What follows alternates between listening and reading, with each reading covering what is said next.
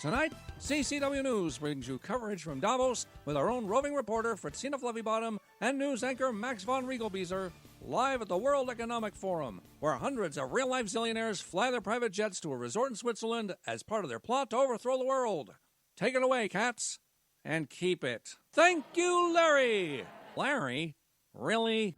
Let it go, Chuck.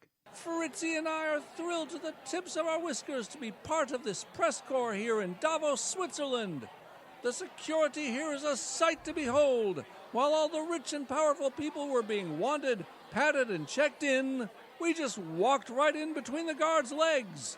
The best part about being an apex predator is that we fit right in with the rest of the attendees. Oh my gosh, Big Brother, there are so many famous and fancy people here I hardly know where to start. I think we should go right to the top. Which one of these old scary bald men is in charge? I honestly don't know, dear sister. They all look and sound the same to me, too.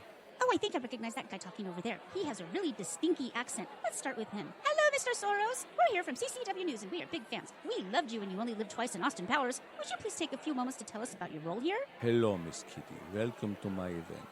Soros could not make it this year, I am afraid. I am the founder of the WEF, Klaus Schwab. 6 million apologies, Herr Schwab. My sister does get you too confused sometimes. After all, she is a cat. We do appreciate you taking the time to interview with us.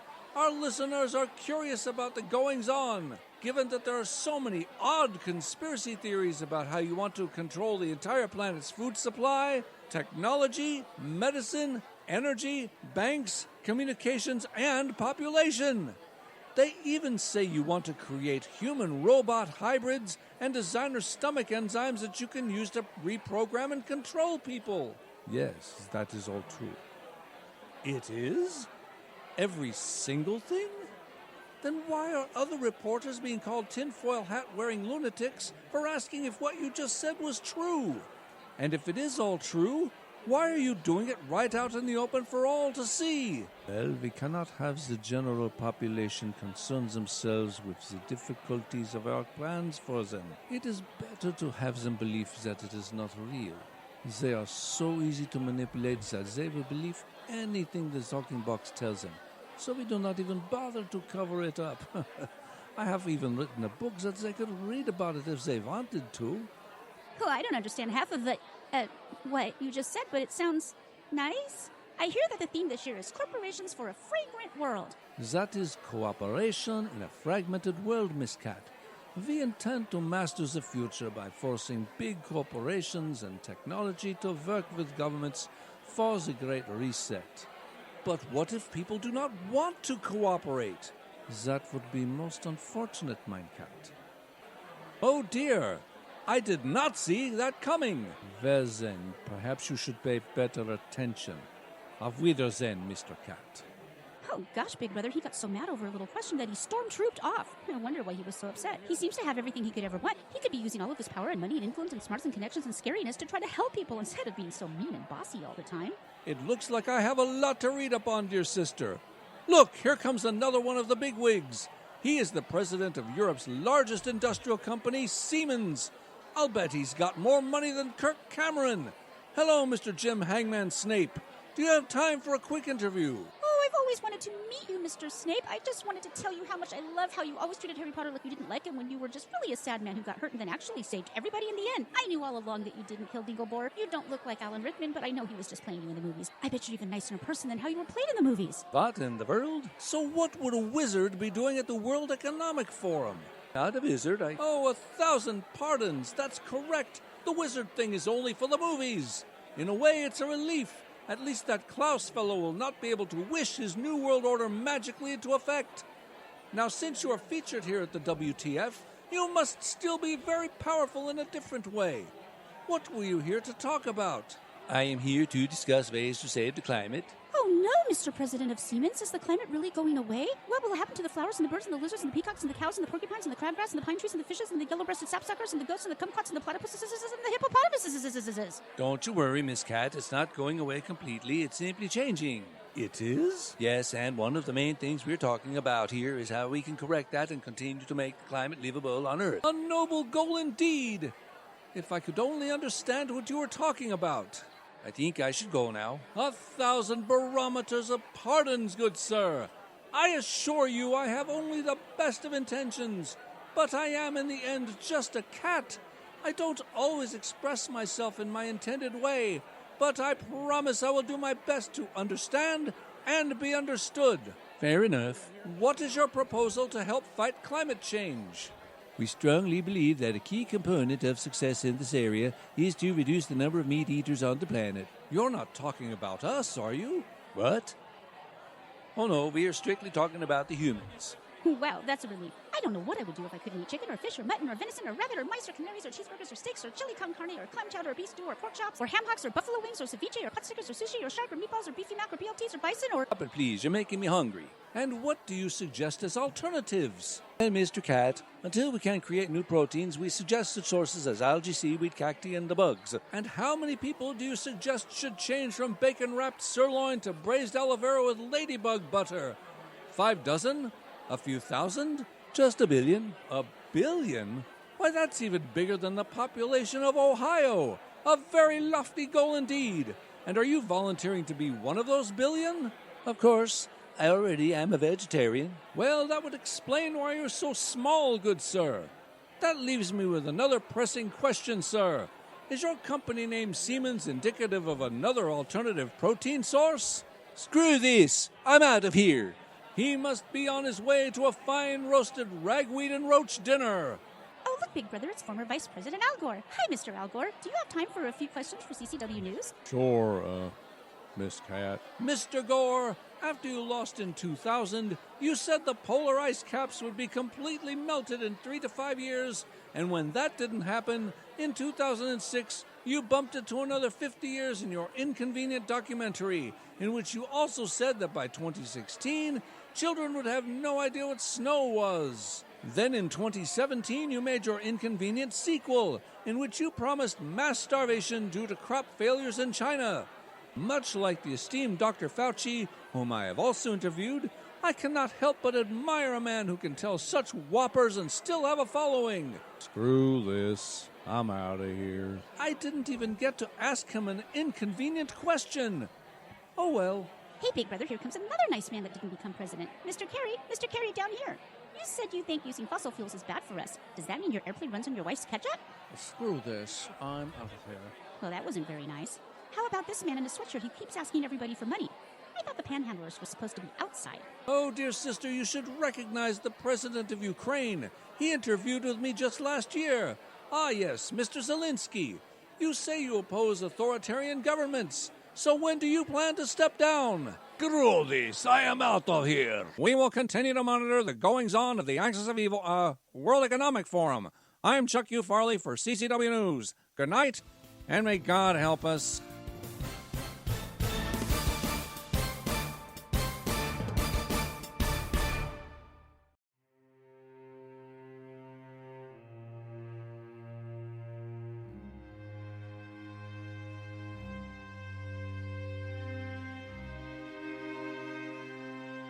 Now that the masks have finally come off, large portions of society are reckoning with the fact that they enjoyed being imprisoned in their homes for nearly 3 years. Businesses no longer bother with customer service, co-workers no longer bother changing out of their pajamas when they come to the office, and men and women no longer even bother with dressing up to go on dates. In celebration of this mediocrity, CCW Labs presents a new line of cosmetics, toiletries, and other personal care products for the man or woman who simply no longer gives a damn about themselves, their hygiene, or their effect on society. Introducing Meh, a line of quality health products for the modern person not bothering to go anywhere. Our Impudent toothpaste is especially formulated to clean the Cheeto sheen off your gums and guarantees to barely cover the garlicky goodness of your sequestered self. It's available in Winter Meh, Spear Meh, and Cinna Meh. With our line of Meh Trollium Jelly products, you can get back to the moist skin that months indoors took away. The line includes Meh Zine eye drops to help you adjust outdoor life, and Preparation Meh to help ease the pain of standing up again.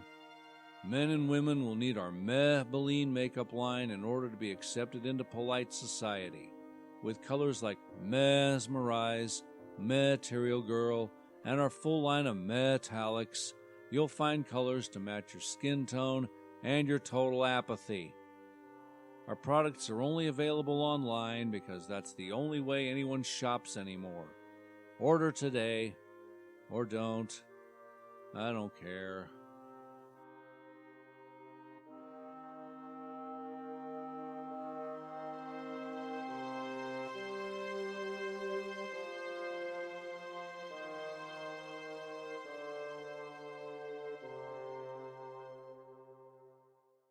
Tonight on Counterculture Wise, we are going to talk about why we can't have nice things, and do we have some stories for you.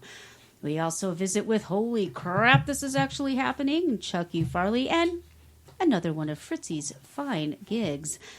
Don't go anywhere. We'll be right back.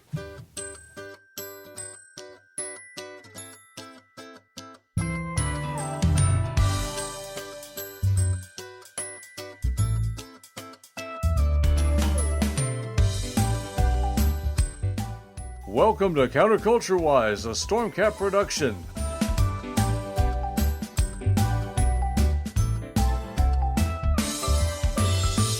The views expressed on this podcast are those of the hosts, our guests, and the dog, and do not necessarily reflect the views of any of our platforms, our advertisers, or any other dog. As you listen today, please remember, we are so much more than a podcast. All of our stories we discuss are linked in our show notes on counterculturewise.com. Visit there for commentary, guest photos and links, animations, and fun merchandise. If you have a story idea or would like to be a guest on our show, contact us via our website. You can also follow us on Twitter, Gab, Instagram, Facebook, and all over social media, where we'll post memes, cat pics, and commentary that gets us booted off on a regular basis. If you're listening live, be sure to join our chat on Spreaker. If you're listening dead, please stop voting Democrat, but enjoy the show anyway.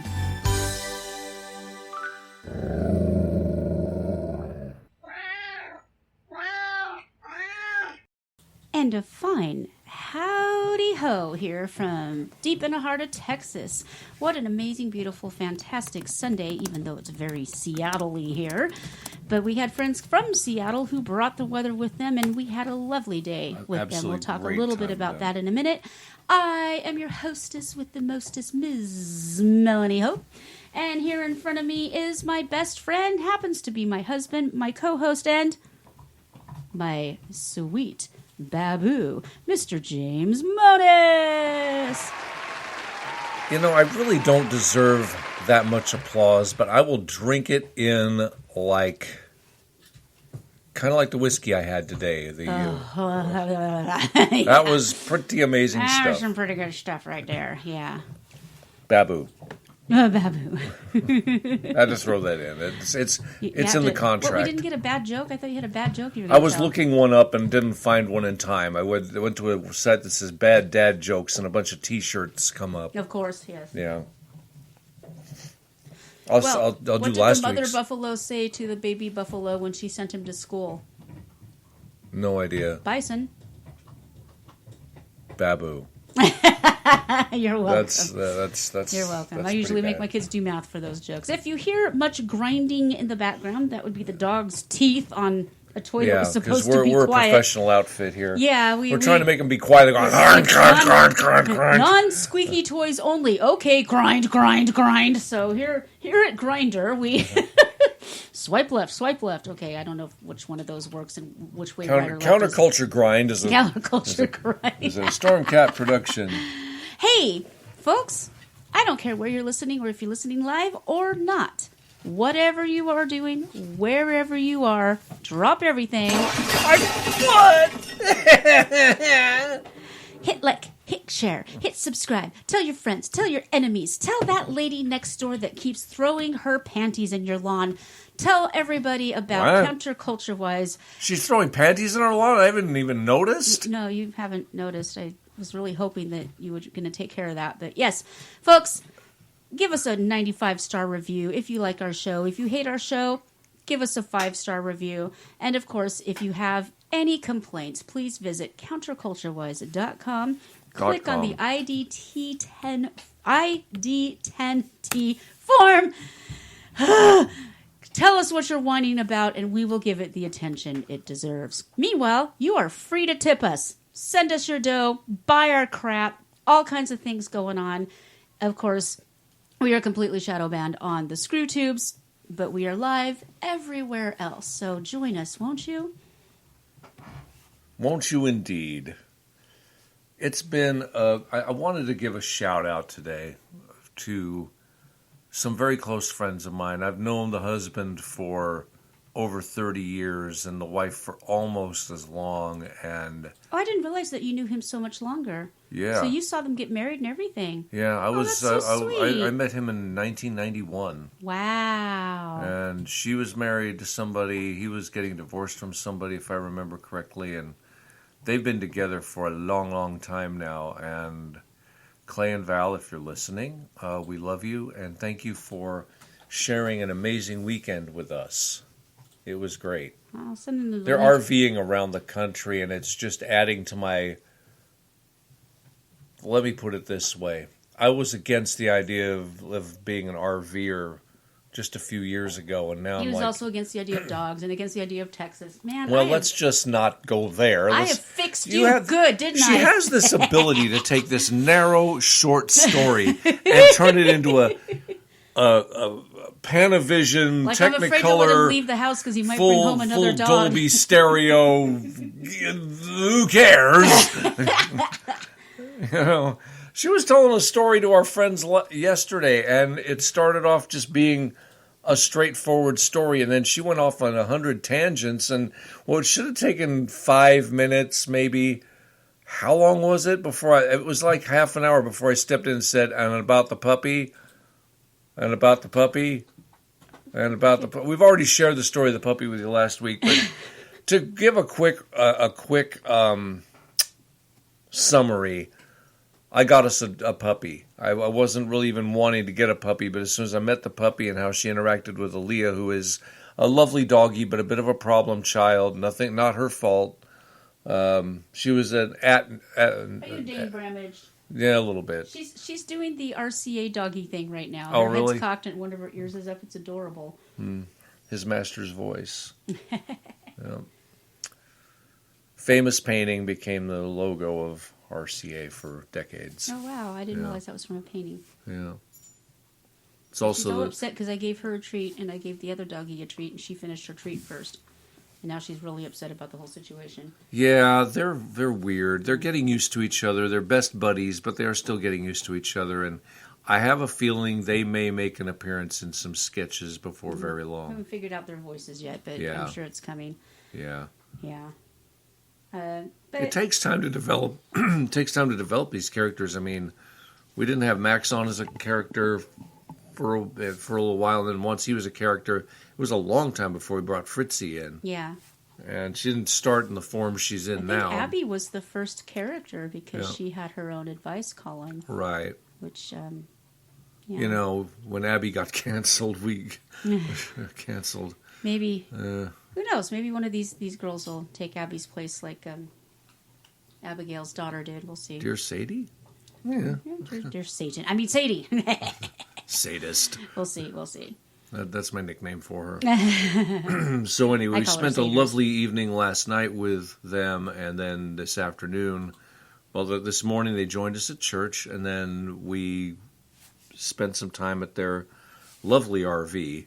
Yes. And Val is such a class act. I mean, everything she touches is just so done well. Yeah. And she's a master decorator, and even the tiniest space. I mean, she showed us their itty bitty RV bedroom, which has a queen size bed in it, and like you basically have to crawl onto it. Sure, that's and normal yet for it RVs. still looked like a bedroom from Better Homes and Gardens. Right, I mean, she does right. everything so flawlessly. She's so amazing. And wow, seeing Clay with his I mean, he was always like the very upright. Well, yeah, you used to have short hair, relatively short hair, and I had really long hair, and now it's swapped. And gosh, it really works for him. It's better than it worked for me. I'll tell you that for sure. He's got the hippie look down. He looks great, and they're so happy.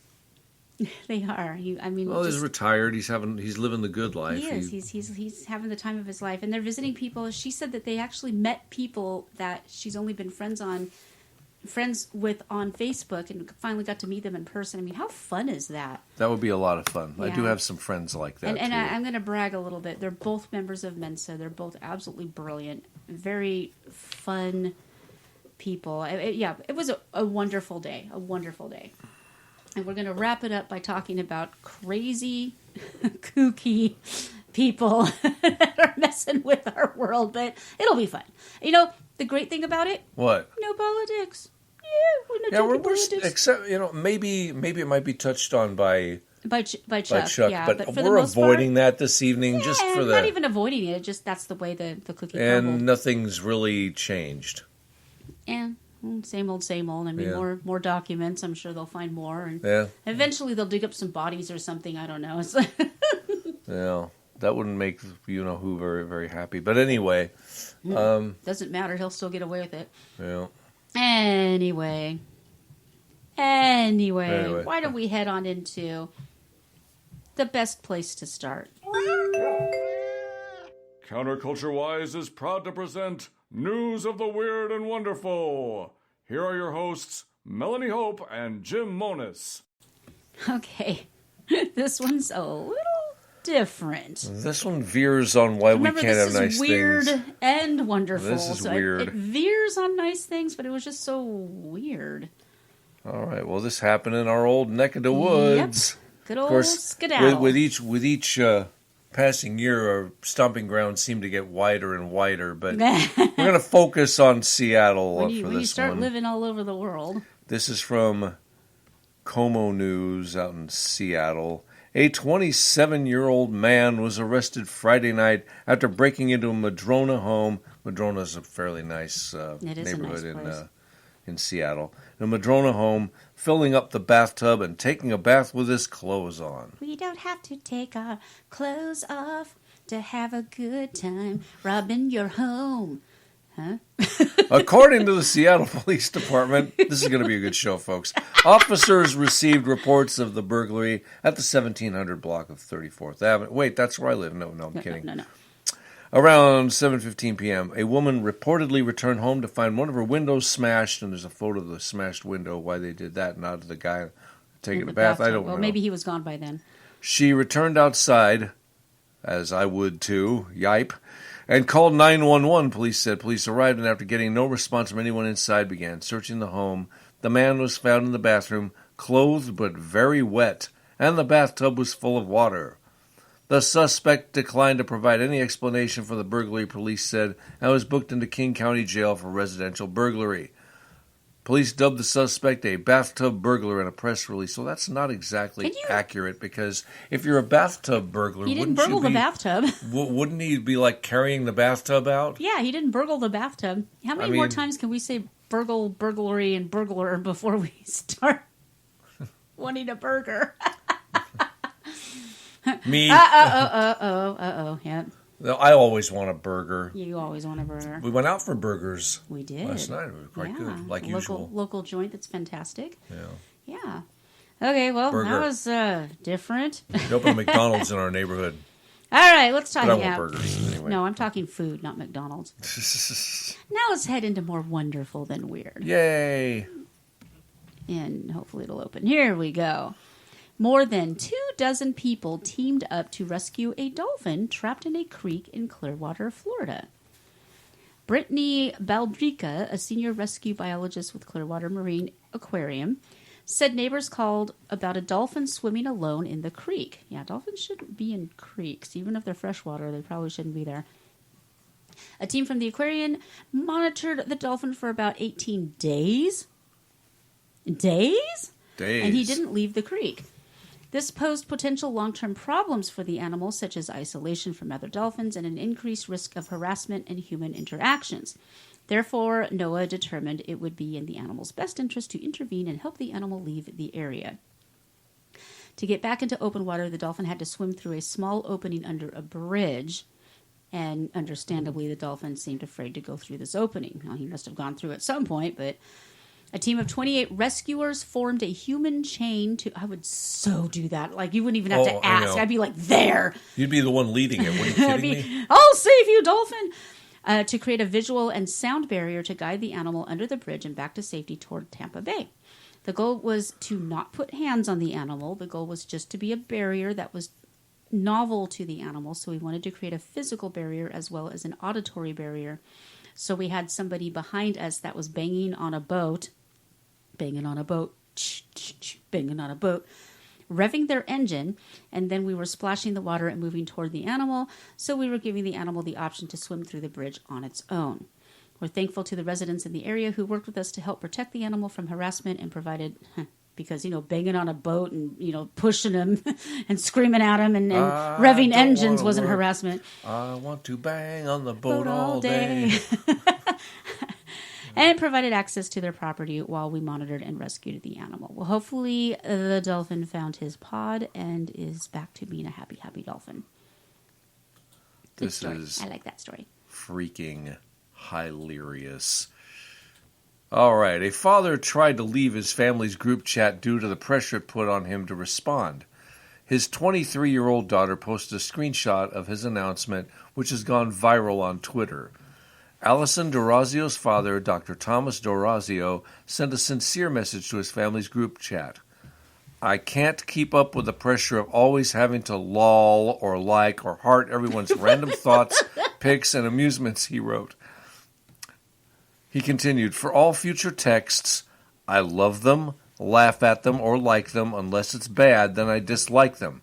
In perpetuity. I can't live with this pressure. I'm out. Geez, that sounds like something I would do if I were a father of humans. Father of humans. His very relatable message went viral with over 14 million views on Twitter. 3 days later, Allison wrote that her dad said he ironically has 1 million texts to reply to now. He's introverted but loves us, Allison told Good Morning America. He just loves to engage and interact, so he felt pressured to like every single thing. The group chat consists of Thomas, Allison, her mother, and their 19-year-old sister. Wow. Now, hopefully he never goes on Facebook because he'd be overwhelmed. Yeah, now after the tweet blew up, her father is feeling even more pressure. He was like, oh, great. Now people are going to expect me to be funny all the time, she said.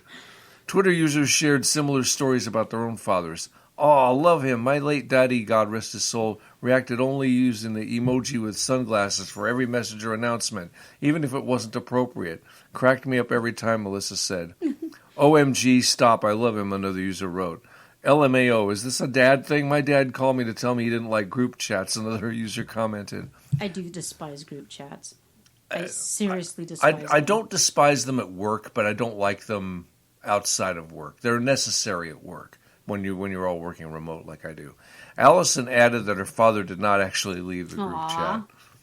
There's this really cute picture of her and her dad. They look, He's holding up emojis. That's cute. Yeah, they're cute. I remember the time that we let your mom know that the great Barnsey Barn had passed, and she replied, LOL.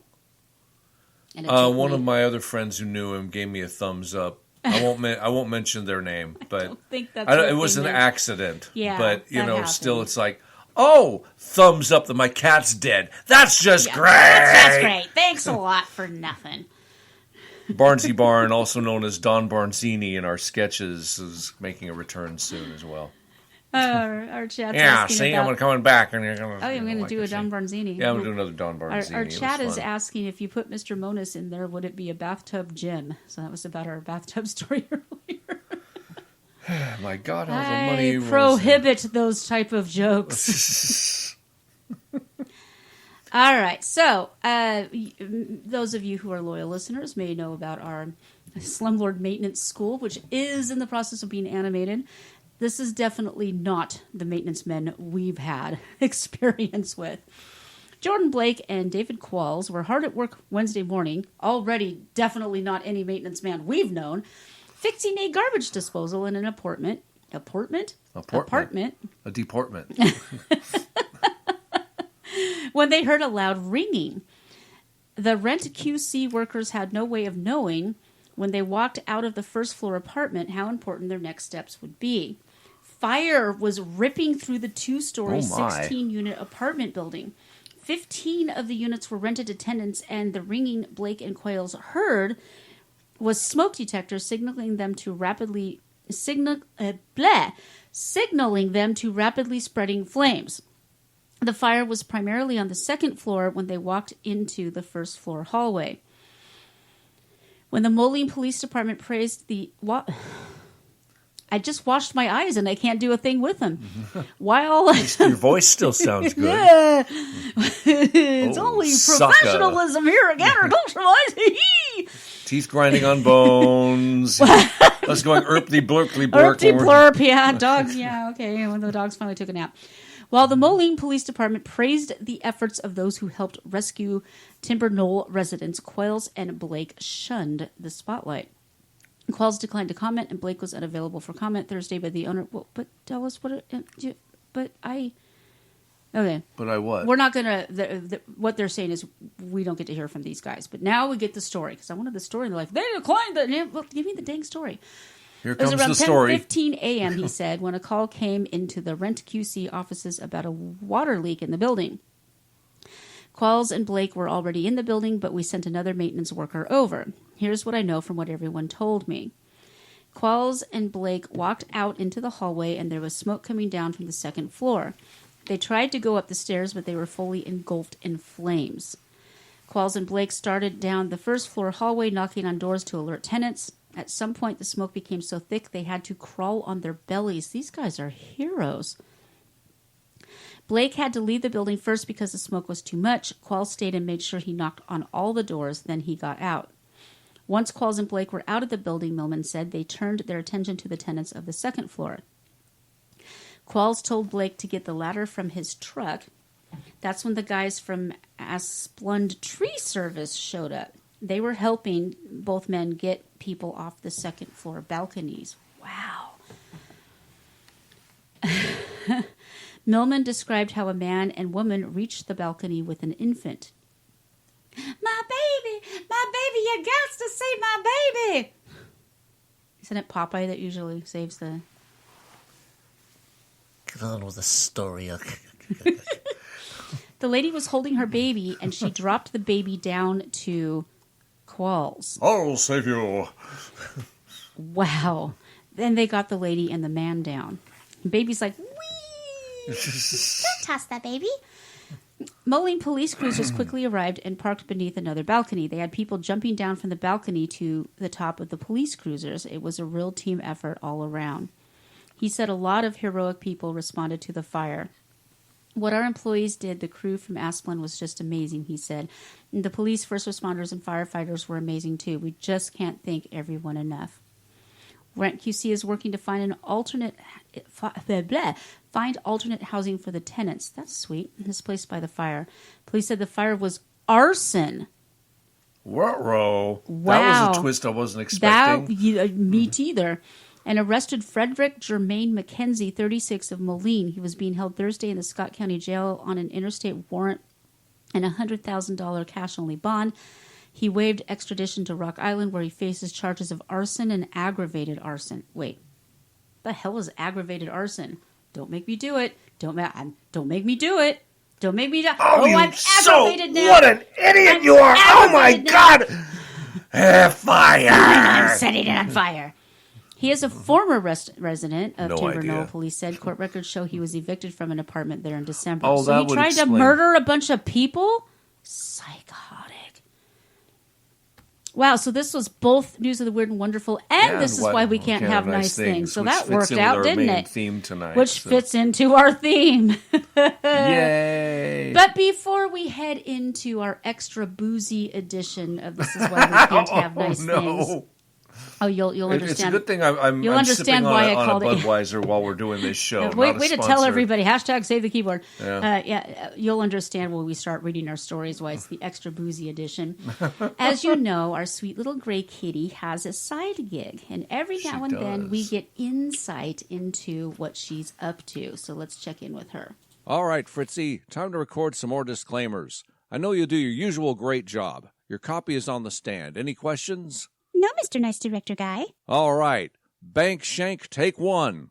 A $100 minimum amount is required to open a savings or checking account with us. Good credit is also required. There is a $5 per month maintenance fee, which is waived if you have direct deposits totaling over $500 a month. Please face the fact that if you deposit a substantial amount of money, you will be treated better than the common rabble. We may waive fees at our discretion, but don't try having us do it over and over again. We don't like being played for suckers. We pledge to have such convenient branches and such excellent customer service that you will most likely overlook the fact that we engage in questionable and immoral practices and send your money to hostile or corrupt governments, including our own. We will also take all of your money and close your account if you engage in any politics with which we disagree, or if you are just a really nice guy who sells pillows. We are part of the Federal Reserve, which means we own you. Please drink responsibly, wear your seatbelt, and spay or neuter your pets. Member FDIC. Amazing job, Phrytzie. We knew you were the right one for the job. Let's do another one if you're up to it.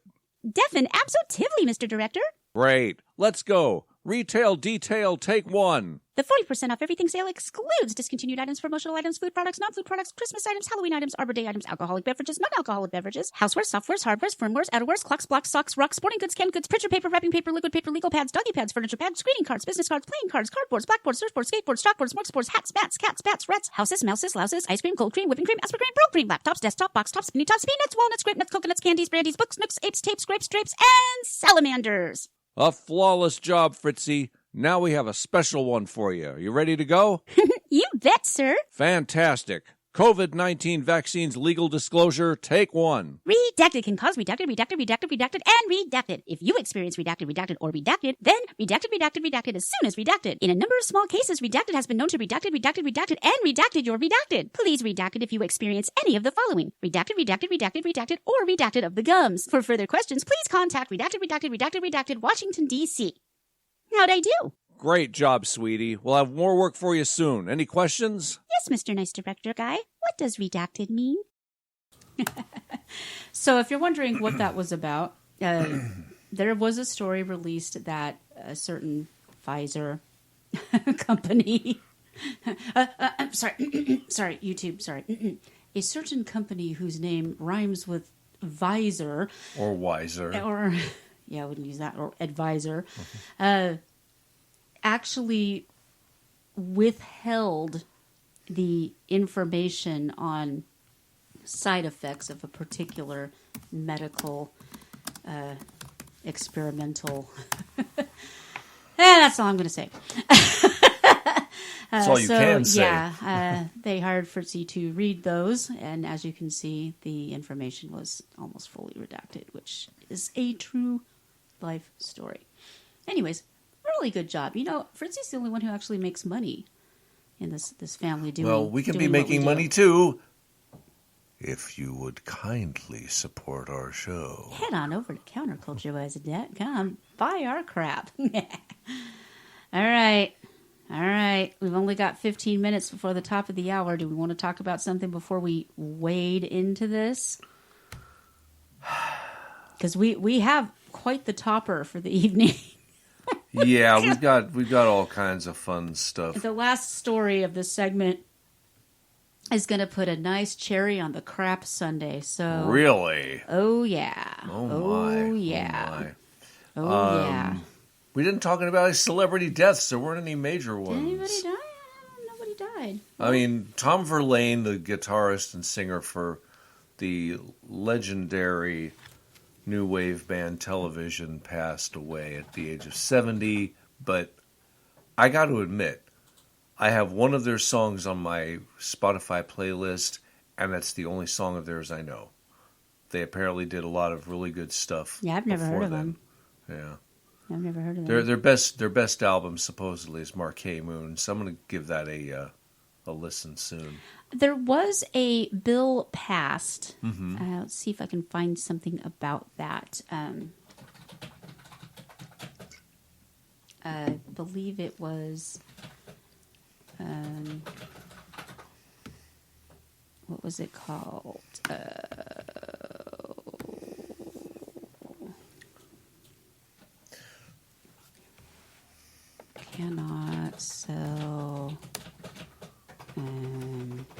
before we go into that,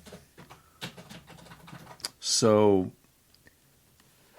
I apologize if I didn't get his name right, but Tyree Nichols was beaten to death by 5 Memphis cops.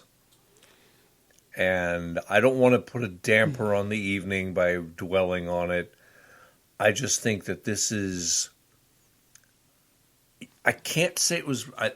so many times there's a death of somebody at the hands of cops, and they've, comes out later that they were rushing the cops with a knife or on drugs and threatening their lives or whatever. I'm not going to name names, but this one, so far, I have not heard that he was doing anything wrong.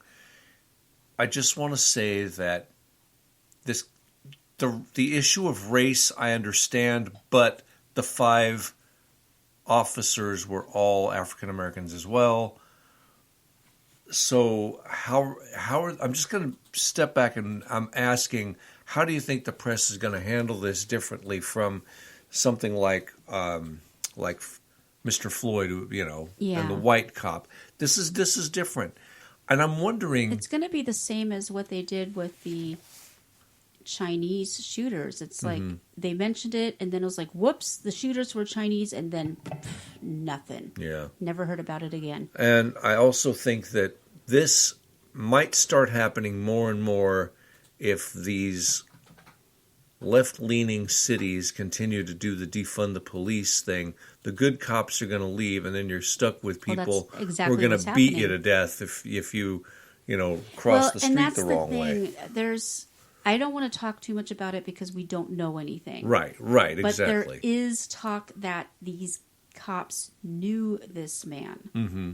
And it was a vendetta. Maybe. I don't know. Maybe. I don't know what to put out there, and I don't want to misspeak. And I don't, this is not a time to be a conspiracy theorist. I just think I'm just observing. I have not seen the video. I've seen the video. It's bad. But it's bad.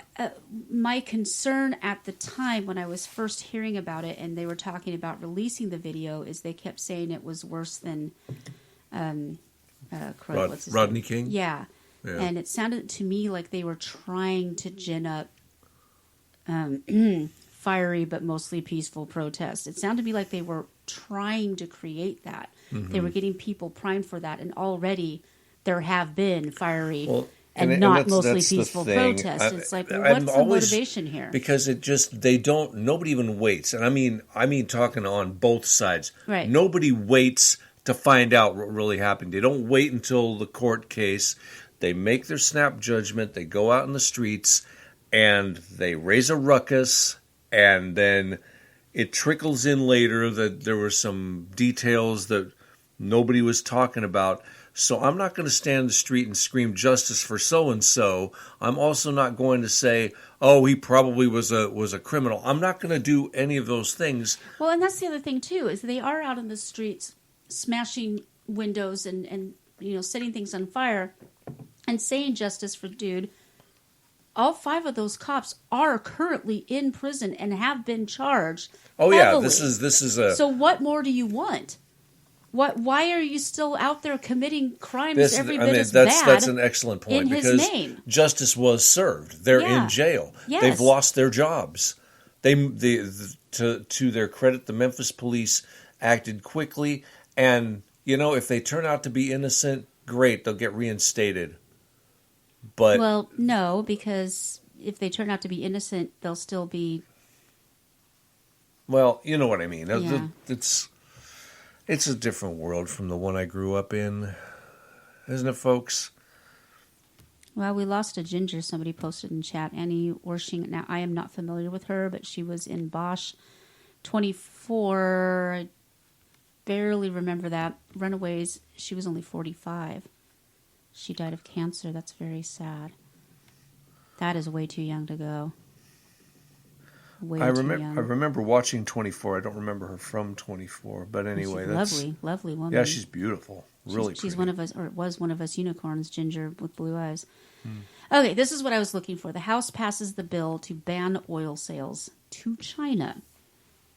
The U.S. House of Representatives has approved legislation to ban the sale and export of crude oil from the nation's strategic petroleum reserves to China. Why did we need a bill for this? Because we've got corrupt people at high because levels. Because Beijing Biden couldn't wait to get in there. Well, I wasn't going to name names and and get more. too political tonight, Still. but that's... The Protecting America's Strategic Petroleum Reserve from China Act. Really?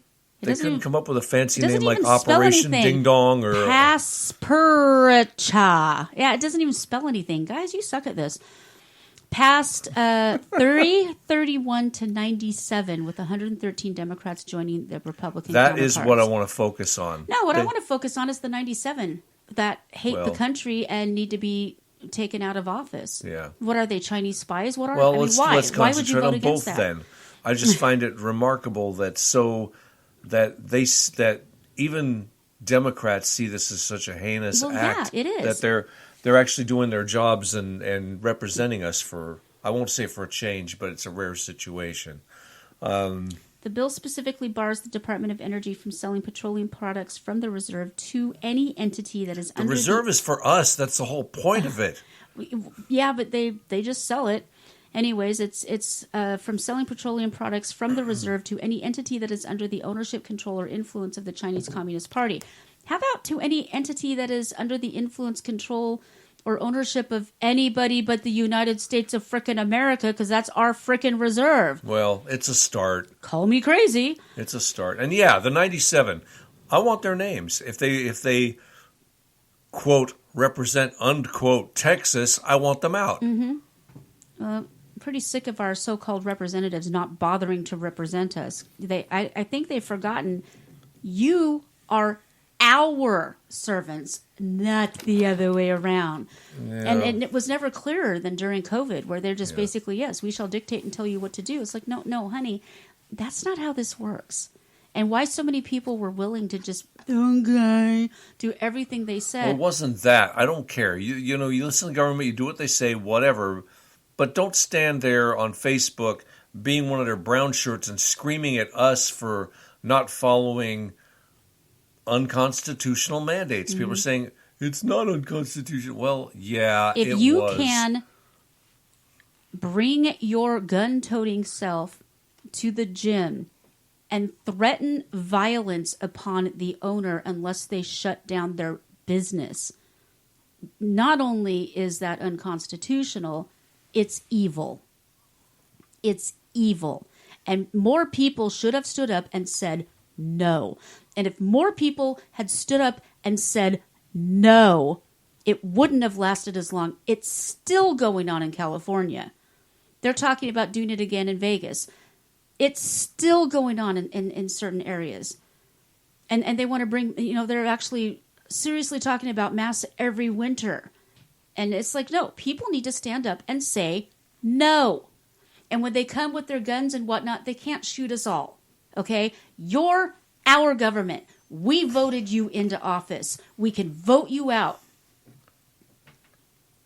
And get taken down from social media, because I've said more than once, the only thing they did wrong on a certain day in January was that they didn't actually do all the things they said they did. I mean, a bunch of disorganized boomers walked through open doors. That is, taking over a building is not taking over a country. And nobody ever talks about the previous May when they literally did set the place on fire. They literally did try to burn the church across the street to the ground. They literally did send the President of the United States into a bunker because they threatened his life. Why wasn't that called an insurrection? Why does nobody talk about that? There were no fires. There were no bunkers. There was, a broken window or two. Woman was murdered by an idiot cop that likes to leave his gun in the bathroom. And he not only got off scot-free, he got praised for it. And we're supposed to believe that this was a premeditated, nonsense. It's absolute nonsense. Yeah, I want to know who the 97 are, and I want them out of office. So, this is a pretty long article. As I always say, you can find everything we read, archived, of course, at counterculturewise.com. So, let's hear the opening theme. No, because I managed to talk until the top of the hour, so we're going to pay a couple of bills. What? Let's check in with Chuck. We'll pay a couple of bills, and then we'll come back with This Is Why We Can't Have Nice Things, because we've got The deluxe edition. the deluxe boozy edition. Yeah. Yeah. No more politics, folks. All right.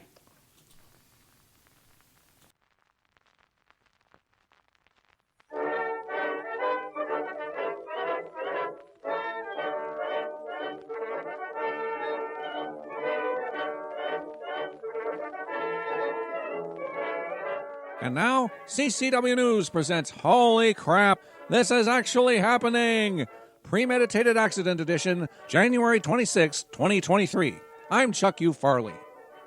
The big news last week was the World Economic Forum's annual private jet and decadent dinner parties for literal Bond villains who pretend to freak out over climate change and made-up terms like social justice while plotting to force-feed the world bugs. The shindig included a completely unhinged rant from perpetual grifter Al Gore, who wants us to forget that he's been wrong on literally everything he's predicted since the 1970s. In order to ensure that no one takes them seriously, disgraced CNN unreliable source Bryant Stelter led a panel titled The Clear and Present Danger of Disinformation. He was indeed the clearest and most present. High school dropout and autistic globalist puppet Greta Thunberg staged her own arrest in Germany. Raising a fist in solidarity with fellow faker AOC, she screamed, "How dare you!" until two Somali weightlifters yelled back, "This is MAGA country!" and threw puka shell necklaces and soggy Lucky Charms on her. Everyone is talking about the ongoing feud between Steven Crowder and the Daily Wire, which was overwhelmingly won by the Babylon Bee. In the wake of her husband's hammer play gone wrong, Nancy Pelosi had priests come and perform an exorcism on their San Francisco home. I swear, I am not making this up. Old Nance has since been unable to cross the threshold without her skin melting. After nearly a year of letting Alec Baldwin get away with premeditated murder, authorities have finally admitted that it's physically impossible to load, cock, aim, and fire a single-action revolver accidentally. Even though he's a liberal Hollywood elite, because he had motive, opportunity, and was found with more live rounds on his person, not to mention his established history of mental instability, he will face the harshest wrist-slapping U.S. courts can offer. An exhaustive investigation by the same entities that tracked down anyone within 10 miles of the D.C. property on January 6 concluded that they are still unable to figure out who leaked the Supreme Court's draft decision of Roe v. Wade just in time for midterm campaigning. The Lunar New Year celebration sadly ended with a literal bang after a 72-year-old man shot and killed 11 people in a Monterey Park dance studio, and then 2 days later, another shooter killed 7 people at Half Moon Bay. Both maniacs were Asians who killed other Asians, so just like any weekend in Chicago, the press wasn't interested in non-agenda exploitable deaths. Also not in the news, crypto moguls are Epsteining left and right. In fact, 5 of them died mysteriously in the last few weeks of 2022. Nothing to see here, folks. Simply noticing patterns makes you a crazy conspiracy theorist. New Zealand's evil overlord Jacinda Ardern stepped down, saying that she simply ran out of gas. After 2 years of forced lockdowns, experimental medical procedure mandates, and draconian no-COVID policies that made China blush, she must indeed be exhausted. While the hashtag #BetterWithJoe trended on Twitter, most of the posts focused on how the cabbage-in-chief has broken many records. For instance, his is the first political father and son team to be simultaneously under investigation. Meanwhile, the DOJ found yet more classified documents under his guest room bed, in his medicine cabinet, and lining his dog's crates. The, quote, consensual search, end quote, of old Joe's home was noted as the first time he's done anything consensual, although the agents were instructed to allow excessive sniffing, both from him and the dogs. Some of the illegally obtained documents date all the way back to his Senate days, which means the DOJ is having to keep 2 piles of document evidence, one for top secret and one for plagiarized. For CCW News, this has been Holy Crap, This Is Actually Happening. I'm Chuck U. Farley. Good night, and may God help us.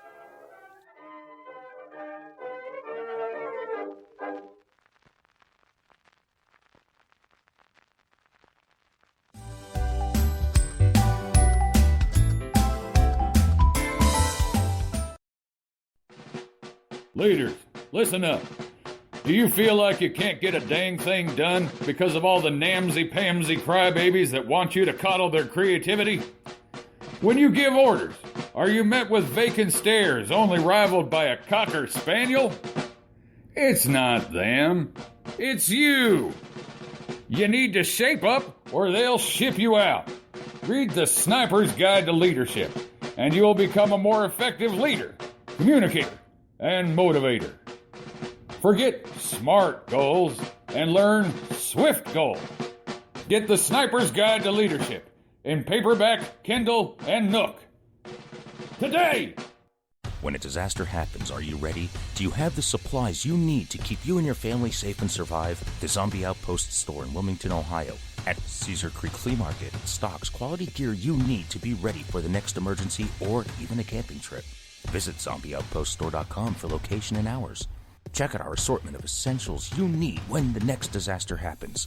Go to zombieoutpoststore.com. Get 10% at checkout when you mention Counterculture-Wise Radio. Be ready and be prepared.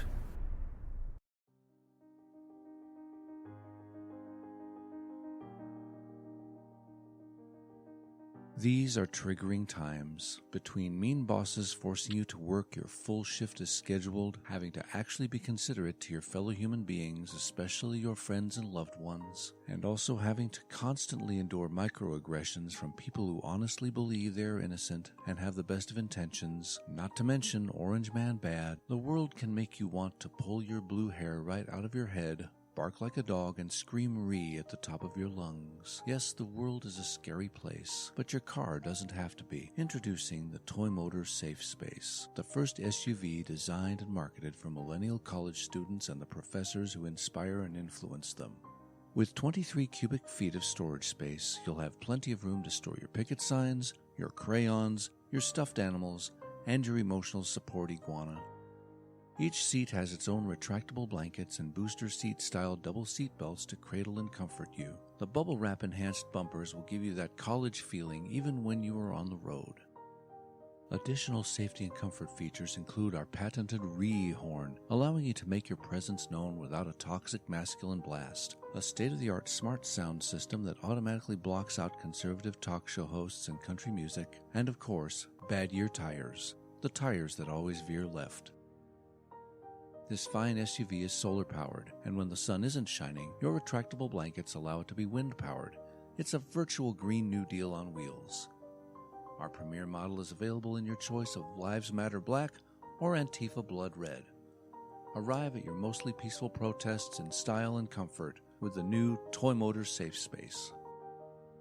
Toy Motor, where do you think you're going? Hi, everybody. This is Phrytzie Fluffybottom. Did you know that we have a Subscribe Star? We do! There are lots of fabulous extra things on there that you can't get anywhere else, like outtakes, new books, and extra videos. And you can sign up for as little as $1.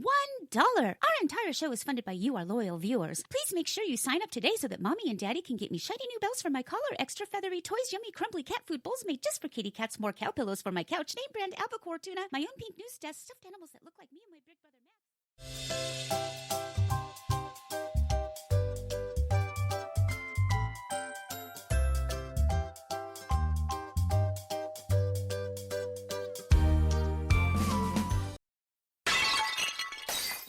Now, see, that's why we can't have nice things. All right, that intro almost seems like it's not enough for what's about to come, but I think we're going to have a little bit of fun. This might be fun. All Stay right. tuned. So we're starting off. Somebody actually took pictures of this guy doing this. Malaysia. A tweet posted on Sunday last week featured 4 photos of a 7-Eleven in Malaysia. I'll be darned. 7-Eleven employee using a floor mop to clean a microwave oven. Oh, I'm. The tweet accumulated 2.2 million views and has been retweeted 14,300 times. I can't read it because it's in Malaysian. According to MSN, the employee was working at an outlet in Kampung Atap, Kuala Lumpur, which I was 4 seconds away from visiting. There we go again with and has since been suspended. Criminy. Netizens were quick to respond with over 1,800 tweeted comments. Some of these are classic. Is this a staff with a disabled brain? Another Twitter user also identified that the employee had also worked at an MRT station where he allegedly mopped the floor once and used the same mop to wipe the seats. MRT Corp has since apologized and is currently verifying with that particular station.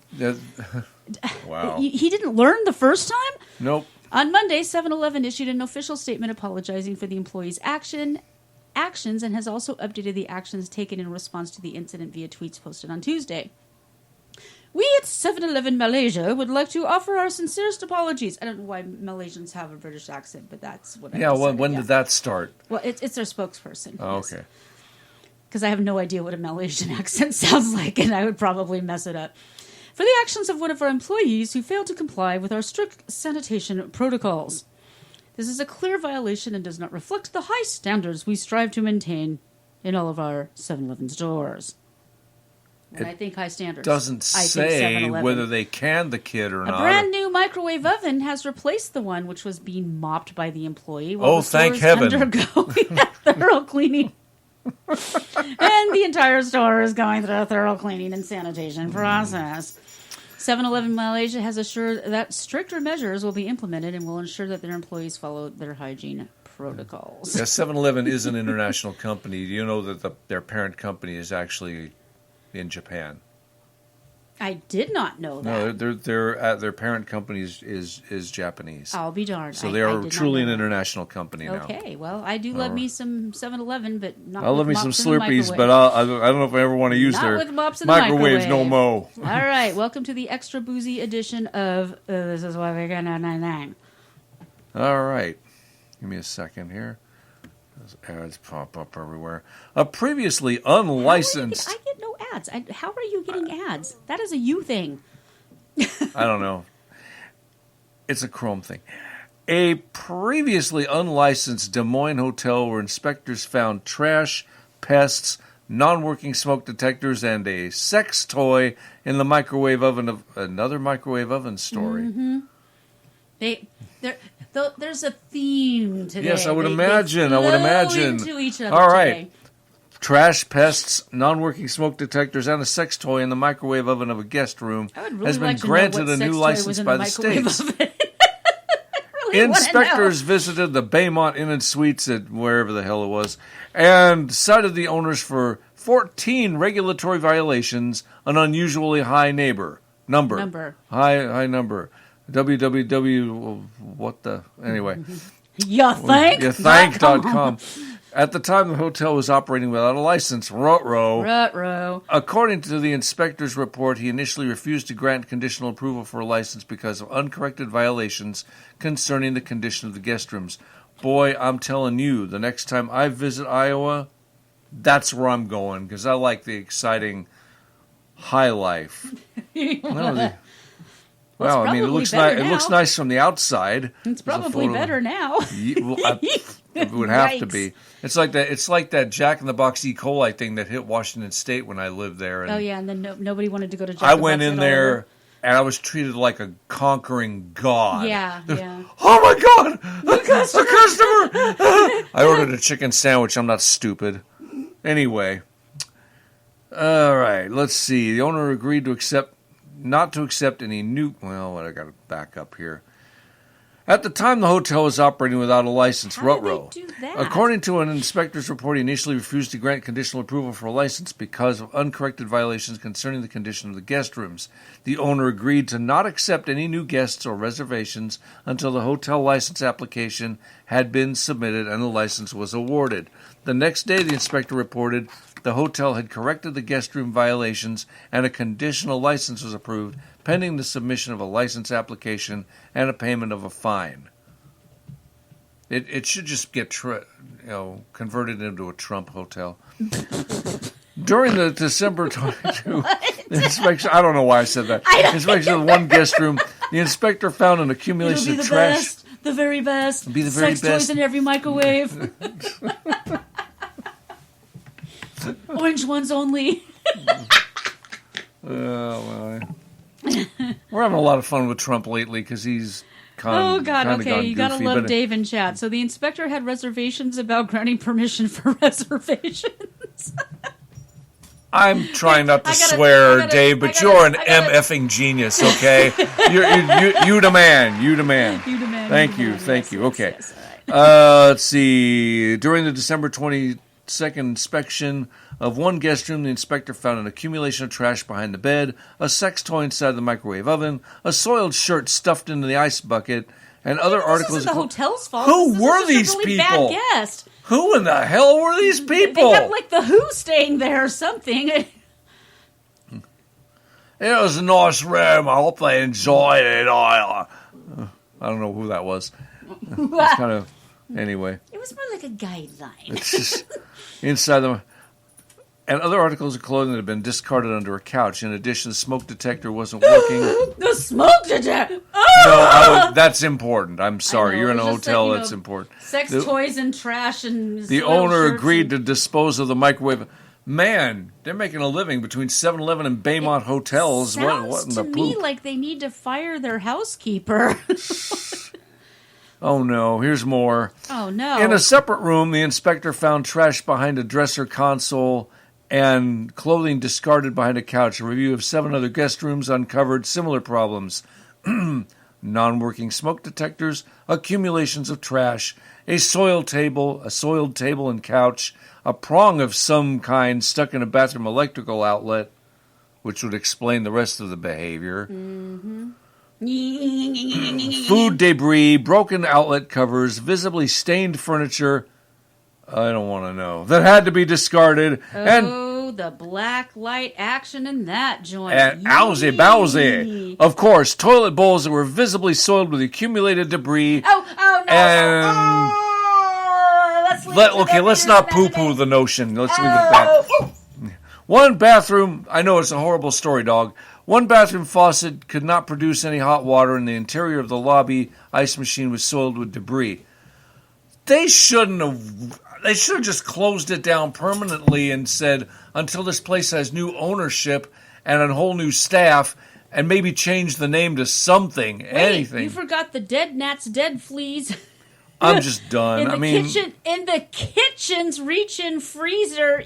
Ew. Rodent droppings in the breakfast area. Ew. How would you even grant a conditional license to these bozos? Sorry. I know when I go to Des Moines, I'm not staying at that freaking hotel. I don't care how clean and nice it is now. Wow. I'm going to go after the show and check the ratings for this hotel on like TripAdvisor. Worse? The hotel had recently changed ownership from Serenity Hospitality to Relanaise, Iowa. As a result, it was operating without a valid hotel license. Relanaise, Iowa was formed last August and is affiliated with Relanaise Global, a Texas company that invests in hotels and retails. Oh my goodness. I think it's pronounced Reliance. I don't know. I don't care how it's pronounced. It's pronounced pronounced really rat nasty. droppings in the breakfast nook. It's now called Really Nasty as far as I'm concerned. Yuck. Blech. Wow. You know, I find it, on a side note, I would love to go read the Yelp reviews on that joint. I just said that. Yeah, I'd like to read the TripAdvisor and Yelp reviews. Yeah. Oh, I'll have to look the those internet's up. creepy. I've tried to upgrade my photography equipment, and my photography equipment, and it's almost like it was faux FAUX Yeah, photography. well, you haven't seen my work, no, but they. I have seen your work. I'm not bad. I'm pretty good. Your work. I do weddings and stuff, so that's another side gig. But ads are constantly popping up for lenses now and bass guitars. Yeah, well, they see you when you're sleeping. I know that they're like they know when they're you're even awake. creepier than Santa Claus. They know. Some fat guy in a sleigh. Oh, I don't want to get into that. Social credit for goodness sake. Okay. Oh, they get 3 stars on HotelPlanner.com. They get 5 stars on Google. How many reviews though? And 2. how long ago was it? Okay. 2. Well, 2 ain't good enough. His mommy and his. I'm not. The owner and the manager. Yellow Papers. They get 5 stars. 2 stars on. Wait, this one said 3 stars. Now it says 2 stars. It revised. Somebody read this. Let's see. Yelp. Windham. That's not the same place. No. Baymont by Windham. Yeah, not the same place. Okay, let's go to Yelp again. Anyway. Gosh, I hope she's chewing on something that a dog should chew on and not like the leg of the desk. We're on Puppy Patrol. Which, she actually is chewing on the leg of the table. I think we're safe. Honestly, we're live on a show and you're wanting me to... I'll be back after these messages. Yes, please just hand her another toy. God. Just hand her one, because I have them all stacked up in front of me here. You're yelling into the microphone, Mr. Monis. All right. A customer couldn't believe he had to tip a robot bartender for making his margarita, begging the question, should you tip a robot? TikToker Upton doesn't usually take issue with tipping for service, even if it's automatically added, but something didn't sit right with him with the tipping system at one restaurant where servers are robotic. No, I will not tip a frickin' robot. I might tip him over, but I ain't tipping him my hard-earned dough. He questioned whether non-human labor required tipping at all. No. I normally wouldn't mind an automatic 10% tip for making my drink, but you're a robot, he said in the video. A touchscreen showed a 10% service charge added to the cost in addition to an 8.4% tax. Over behind the bar, a robot arm can be seen mixing the drink. He also added that the ice machine was broken and none of the drinks at the restaurant contained ice.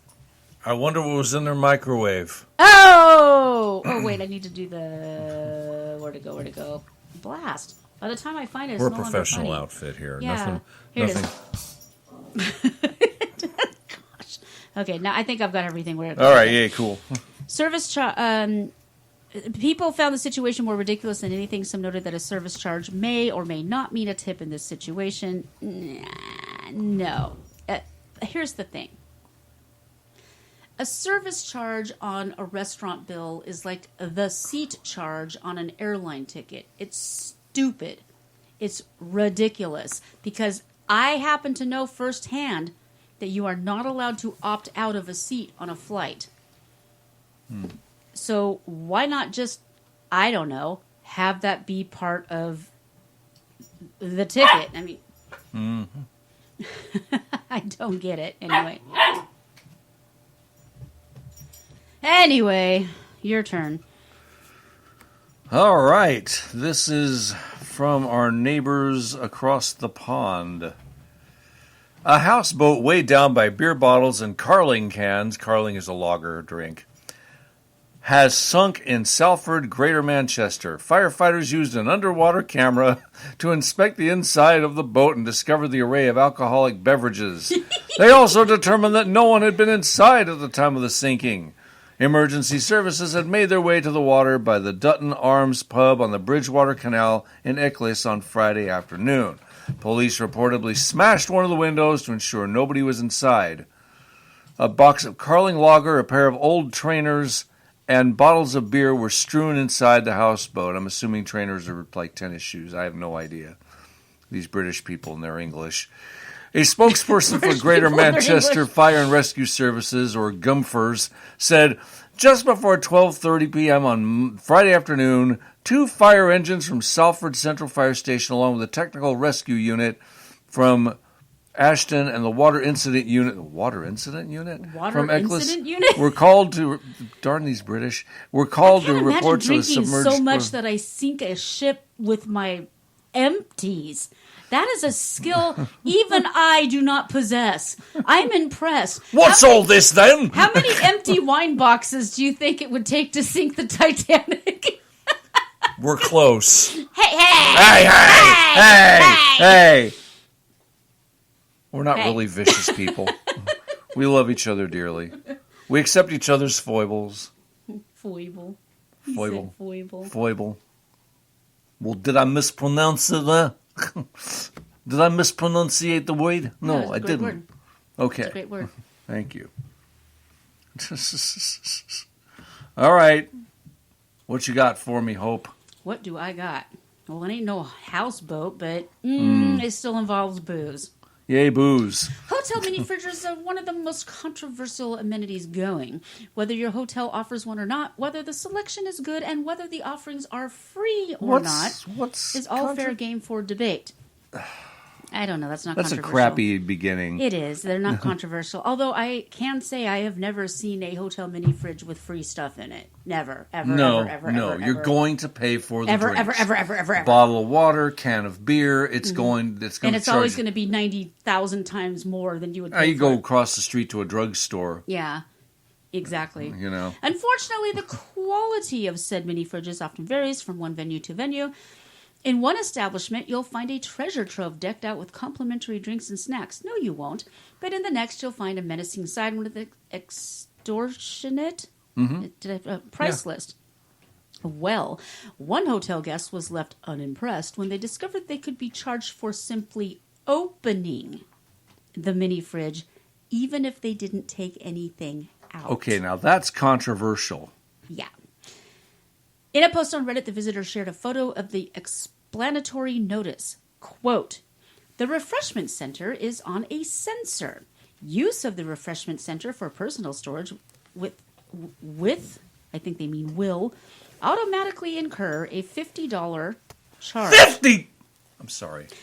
I number apologize was to also my posted- listeners for that. A number was outburst. also provided should guests have any, quote, refrigerator requests. Regardless, the visitor did not appear to be much impressed by the frosty reception. "I'm honestly too scared to even open up the fridge," they revealed in a comment. "I don't want to risk the fee or having to dispute it." Thankfully, fellow commenters were quick to reassure the guests that they need not fear if they wanted to use a refrigerator, as people were quick to explain the sign likely meant guests could still enjoy a fridge for free if they requested another one provided. Well, we don't know that for sure. This isn't a refrigerator, it's a minibar. You can request an actual refrigerator from the number provided, someone else explained. Yeah, that's not the point. The sign could be better written, but everyone here is misinterpreting. They will loan, Lone, you a fridge for free, they added. Okay, who wrote this article? Because this is the Mirror. Guys, if anybody from the Mirror is listening, if you need an editor, hit me up. Actually, if you need it, you need an editor. So, this is the sign. It says, "The refreshment center is on a sensor. Use of the refreshment center for personal storage will automatically incur a $50 charge." Okay, that's different from saying opening it. Yeah, this person... We don't always, in fact, let's frankly, don't actually review but these here's a articles, question. but this is stupid. Who would it hurt if I had my own bottle of water and I put it in their fridge? Why would that harm them in any way? Well, I know Why that the way... even have that? The way it's set up, though, I mean, the ones I've been to at hotels... There's no room. They're literally set up as like vending machines. Yeah, exactly. You pull a drink and it just And it chunks down, yeah. It sends a pulse to the front desk, and you get charged for it. That's how it works. There's no room to put your salami and cream cheese in there. Yeah. It's dumb. I usually won't partake of it, although I have once or twice. Never. I have traveled the world, and I've never once used a single thing out of it.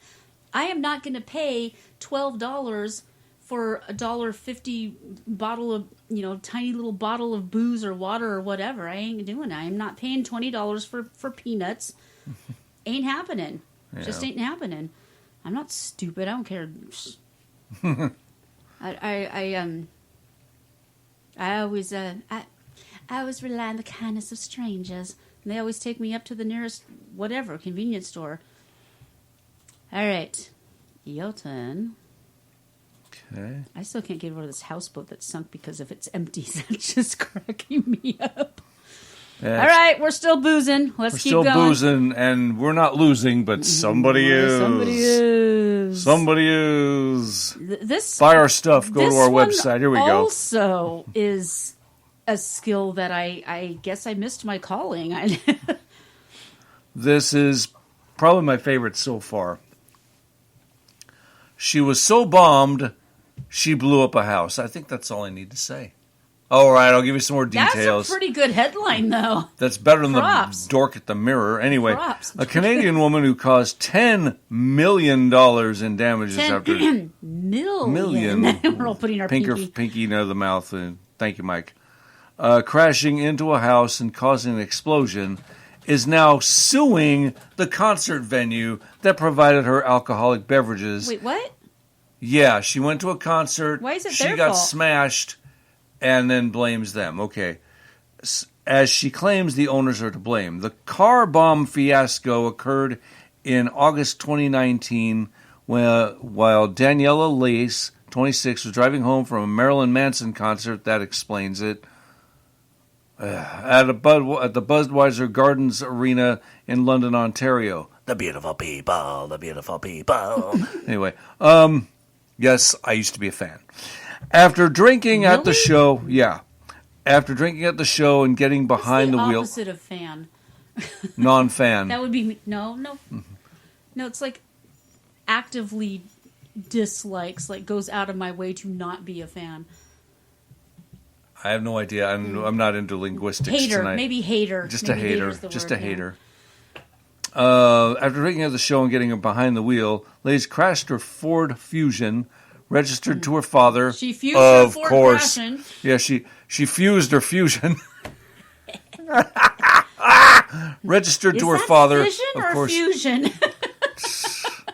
into It a was brick more like fission. She was breaking into things a apart. brick house at 450 Woodman Avenue, rupturing a gas line and triggering a massive explosion that These destroyed poor people. 4 houses and injured 7 people. Why aren't you blaming Marilyn Manson? Anyway, falling embers. Is that a picture of her? Yeah. God. She's This is like cartoon supermodel level. cute and supermodel dumb. Anyway. This is like cartoon level bad. This is like, destroyed 4 homes and injured 7 people. Falling embers led to blazes in several homes nearby, and the entire neighborhood had to be evacuated, with gas and water service shut off in the area.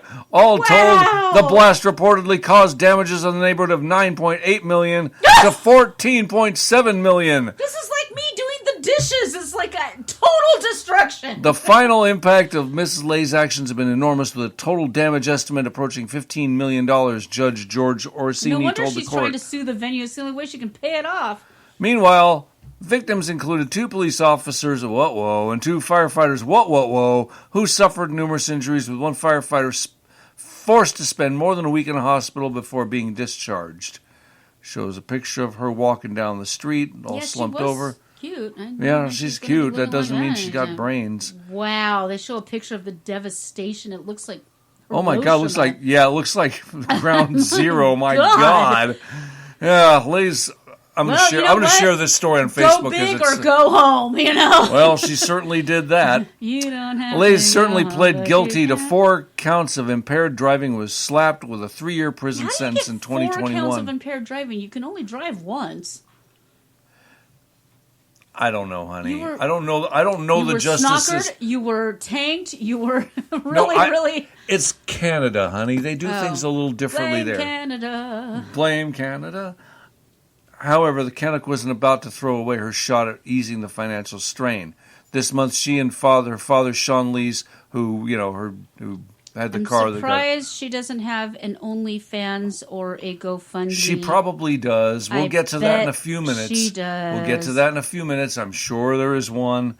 She and her father, What's-His-Nuts, filed a lawsuit against Ovations Ontario Food Services, the company that distributed the hooch.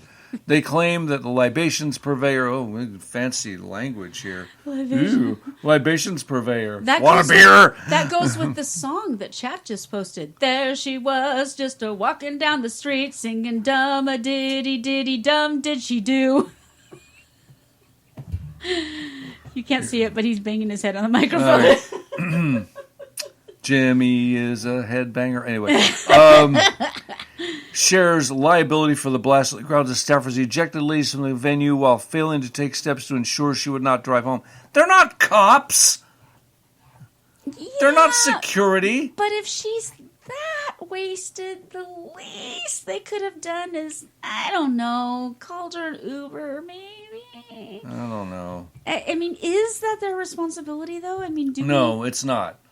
You're ultimately responsible for your actions. I know, but when you're that wasted... Oh, I know. I know. Not, Look, let me put it this way. If it were my establishment, because I know people who own bars, I know people who work at bars, if you're a responsible bar owner or employee, you will call a cab. You confiscate And keys. there are taxi companies that will literally take you home for free. Yes, absolutely. Not just on New Year's Eve, anytime. If you're snockered, you have them call you a cab, and then you come back when you're smart again and get your car and drive home. I can't imagine drinking. I mean, because you and I, we're actually really good about that. Because you'll be like, "Hey, are you okay to drive?" I'm like, "No." There's never been a time. And there have been I've gotten times behind the when wheel. I've been so tired. I mean, not drunk, just tired that I pulled over to rest before I continued because I'm literally I would otherwise fall asleep at the wheel. I once had cops. I was driving cross country and I was almost home, but I had literally gotten to the point where I couldn't keep my eyes open. I don't know what I was thinking at the time, but I was just like, I need to sleep. Let me go ahead and finish the story. And this month, she and her father, Sean Lease. I didn't mean to interrupt. I thought you were going to take care of the racket behind us. I think the puppy took care of herself when all the banging and falling and things that hit the drum set happened, and she came running in here with her tail between her legs. She's learning the hard way, like having lamps land on her, having a step stool, wearing a step stool as a necklace because she knocked it over. I think the little girl's starting to learn, it's called Operation Yipe Yipe because if it causes her to go yipe yipe yipe, she won't do it again. It's true. I forgot about the step stool necklace. That was a good one. Oh my God. Anyway, they claim that the libations purveyor shares liability for the blast on the grounds that staffers ejected ladies from the venue. Libations purveyor. Yes. I want a name tag. You know what? You check our store, counterculturewise.com. I am going to have a shirt with a name tag that says libations purveyor. That's just I'm going to send it to my friend Ronnie in Amarillo, who runs the Double R bar. Well, make sure you send it by morning. Oh, for Christ. You can't say that. Armadillos are morning. Anyway. Nick says, she's into lamps too. Maybe she thought she was bringing you your microphone. The look on his face. This will be my final broadcast of Counterculture Wise. All right, stop. I took his lamp away so he couldn't talk into it anymore. For your information, I am now speaking into the mic. Yeah. It's one of the best shows ever. It's like, Jim, you're speaking into the lamp again. I borrowed it from the CIA. Leave me alone. Anyway. I said, be careful. His bow tie is really a camera. Speaking to the lamp. Anyway, for the blast on the ground, I'm going to tell this whole story, no matter how many interruptions and sidetracks and I've got crap. to find libations. Where the heck is that? Libations purveyor. Yeah, that's going to be our next T-shirt. Shares liability for the blast on the grounds that staffers ejected ladies from the venue while failing to take steps to ensure she would not drive home. According to legal documents, they're not required to do that. Maybe it is in Canada. I don't know. They're weird. Their laws are weird. Lays also alleged that Ovations had served her alcohol while aware that the bargoer was intoxicated, accusing them of putting profit above... So we go from libations purveyor to bargoer? Yeah. Really? Well, earlier they used the word hooch. I just said that and kept on going. It should be establishment esquire. I don't know. I can't think of anything right now. Bargoer? Alcohol dealer. Okay, let's keep going already. While aware that the bargoer was intoxicated, accusing them of putting profit above safety, and that the resulting damage was caused or contributed to by the negligence, breach of duty, breach of contract by the bar. What contract? There isn't one. They're idiots. The contract is you come, you give me money, I give you booze. Yeah. And if I see you're snockered, the right thing to do is to get a cab or cut you off. By the way, when people are that smashed, you cut them off, they're just going to go to another bar at the same damn venue. Exactly. I know people like that. I don't think I've ever been people like that. If I was, I apologize. But I know people like that. I know I've seen for people. a fact that you've never been people like that, but you may have been a person like that. Oh, for the love of God. Today's grammar lesson was brought to you by Counterculture Wise and CCW Labs, the makers of Give a Damn. Anyway. Oh, we haven't done that one yet. Not yet, but it'll happen. We have damn you all. That's what I meant to say. But anyway. As reparations, I hate that word, they believe that the booze distributor is responsible for any awards or judgment amounts resulting from multiple court claims levied against them by Woodman Avenue victims. That is, if the father-daughter duo is required to pay any amount, then they are entitled to contribution and indemnity from Ovations. You know something? No, they're not. No. Mm-hmm. Because people, I have seen, when I lived in Seattle, I went to the Royal Unicorn. I don't even know if the place is anymore, but I remember leaving one night. Royal Unicorn sounds like a pride parade. No, it was a Chinese restaurant and bar, thank you. They went, and across the street was a grocery store, and it was like 2:03, 2:04, and this drunk hoe is going on and on with the cashier, and she's just whining and complaining and about him not selling her a 12-pack of beer. I mean, she couldn't stumble in 10 minutes earlier and grab it. And she's just going on and on. I'm just waiting to get a snack, and I'm waiting in line, and just on and on and on. That's the kind of person this woman is most likely. Yeah. And I'll bet she's an alcoholic. I'll bet she has an issue and desperately needs help. And I think after you've set 47 buildings and a partridge in a pear tree on fire, maybe you should stop drinking. I don't know. We should ring it in a bit. Maybe. Oy, oy, oy. No, I'm sharing this one on she's Facebook. Like, I didn't do nothing. I need to be suing somebody. No, honey. Okay, this is file I for irony, and not the kind from the song, but actual irony. On December 9th, a driver speeding north on Sheridan Boulevard ran a red light and killed Logan Rockland, a 34-year-old biker who was riding in the crosswalk. The driver never stopped. In the days that followed, Rockland's loved ones set up a ghost bike, a memorial featuring a bicycle painted white to commemorate a biker killed by a motor vehicle on the northeast corner of the intersection. They attached the bike to a cross-button pole. But since then, the ghost bike has been smashed into by two different vehicles. I shouldn't laugh. With the pole getting knocked over, too. God, I shouldn't laugh, but that's hilarious. Some days I effing hate this corner. Other days it's a beautiful experience, says Eric Elliott, the partner of Rockland's older sister, Andy Morris. And man, they really did smash the crap out of it. I mean, we're talking like a cemented pretty pole with like wiring and all kinds of stuff. And Elliott has been visiting the northeast corner of Sheridan and 38th every night since December 15th. He holds a sign for passersby that reads, "Fatal Hit and Run" at the top. If you know drivers and any eyewitnesses, come forward. Big reward. The sign continues, with Elliott's phone number listed at the bottom. That has got to be so hard to just... That person got away with it. That is so heartbreaking. The Denver Police Department notes that the fatal hit and run involving Rockland is still being actively investigated.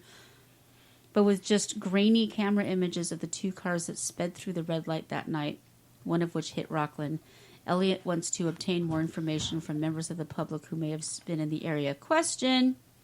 Raising my hand. Question. You in the corner. Losing your religion. When I run the red light and they send me a ticket, it's really, really clear, and they can totally read my my car license. But when somebody speeds through it and smacks into a biker, all of a sudden it's too grainy that they can't read it. Well, they just need to improve their cameras, I guess. Why are the cameras even there? To surveil us. I mean, to enforce safety and make sure that we are all stay healthy and happy and safe. Well, not healthy, happy, and safe enough to have non-grainy cameras. All I'm saying is if they wanted to send him a speeding ticket or a ticket for running a light, magically the cameras would have been crystal clear, but since he murdered somebody, he or she, maybe it was the chick who blew up the houses. Probably. Drove down from Canada to wherever this place is. I've been here through the whole thing. I'm just trying to take some of the weight off the family by looking and searching and trying to keep this from getting swept under the rug. And I'm also interested in making this intersection a lot safer, Elliot says, noting that he plans to tally 34 days at the corner to mark Rockland's 34 years of life. I'm just digging and digging and digging and digging until this is done. 34 days is bupkis, buddy. Try 34 months or 34 years. On a recent Thursday evening, Elliot, who tries to put in at least 2 hours every night at the intersection, stands with signs as some drivers honk in acknowledgement. He's witnessed the full spectrum of humanity on these evenings. It's such a wide range of emotions. Sadness. And people will honk or wave and come by and bring hot chocolate or food. Someone came by and brought me a Chick-fil-A. Adding that other people have come to put a hand on him and say a prayer. Sometimes I just love people. Sometimes. And around 70 people came out for a candlelight vigil for Rockland at the intersection on January 6th. See, good things do happen on January 6th. One person even brought $100 to donate to the GoFundMe set up to help support Rockland's wife, Hillary Van Noort. They were very young. She's so young. Rockland's death hit extra hard for Van Noort, who was battling, oh my God, sweetie, who was battling leukemia and was set to celebrate her 1-year anniversary. Guys, go to our website and click on the GoFundMe and help these people. Yeah, for once, we're not going to pitch about us anymore. Send December 9th, them, the day that you know what, I'm going to stick this in the chat. On December 9th, the day that Rockland was hit, Van Noort was in the hospital undergoing a stem cell transplant. Oh, sweet baby, she's totally bald.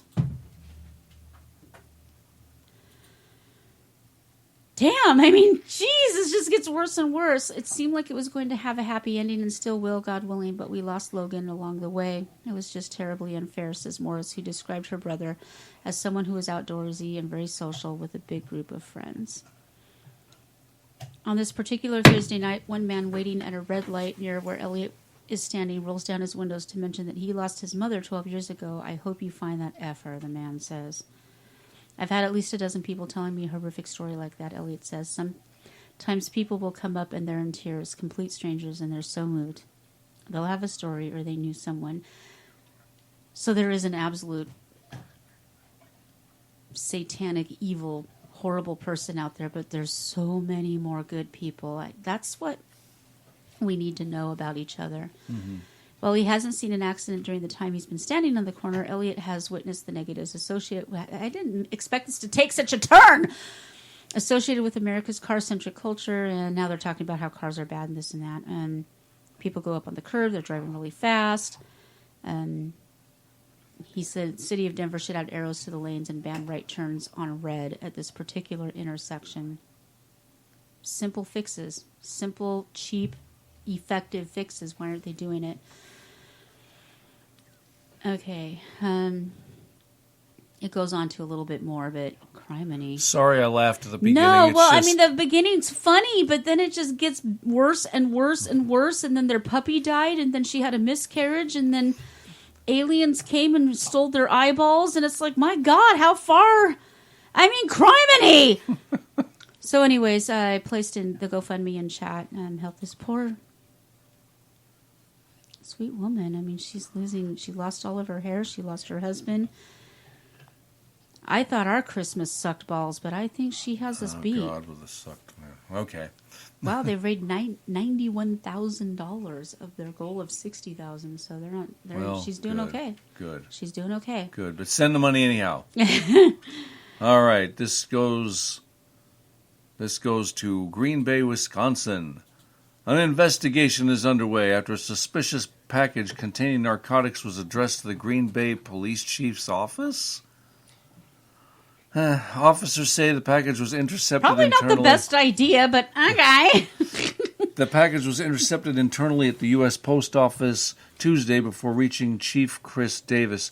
The package was found to contain 3.02 grams of fentanyl, 7.79 grams of cocaine, and a letter of explanation. We get lots of correspondence from the community here in the chief's office. Are they going to give us the letter? I want to read the letter. I don't know. We'll get there maybe. We get lots of correspondence from the community here in the chief's office, but this is the first time anyone has ever sent us drugs. We're investigating the situation, obviously, but it's a good opportunity to remind everyone that they can properly dispose of unwanted drugs. There's no such thing.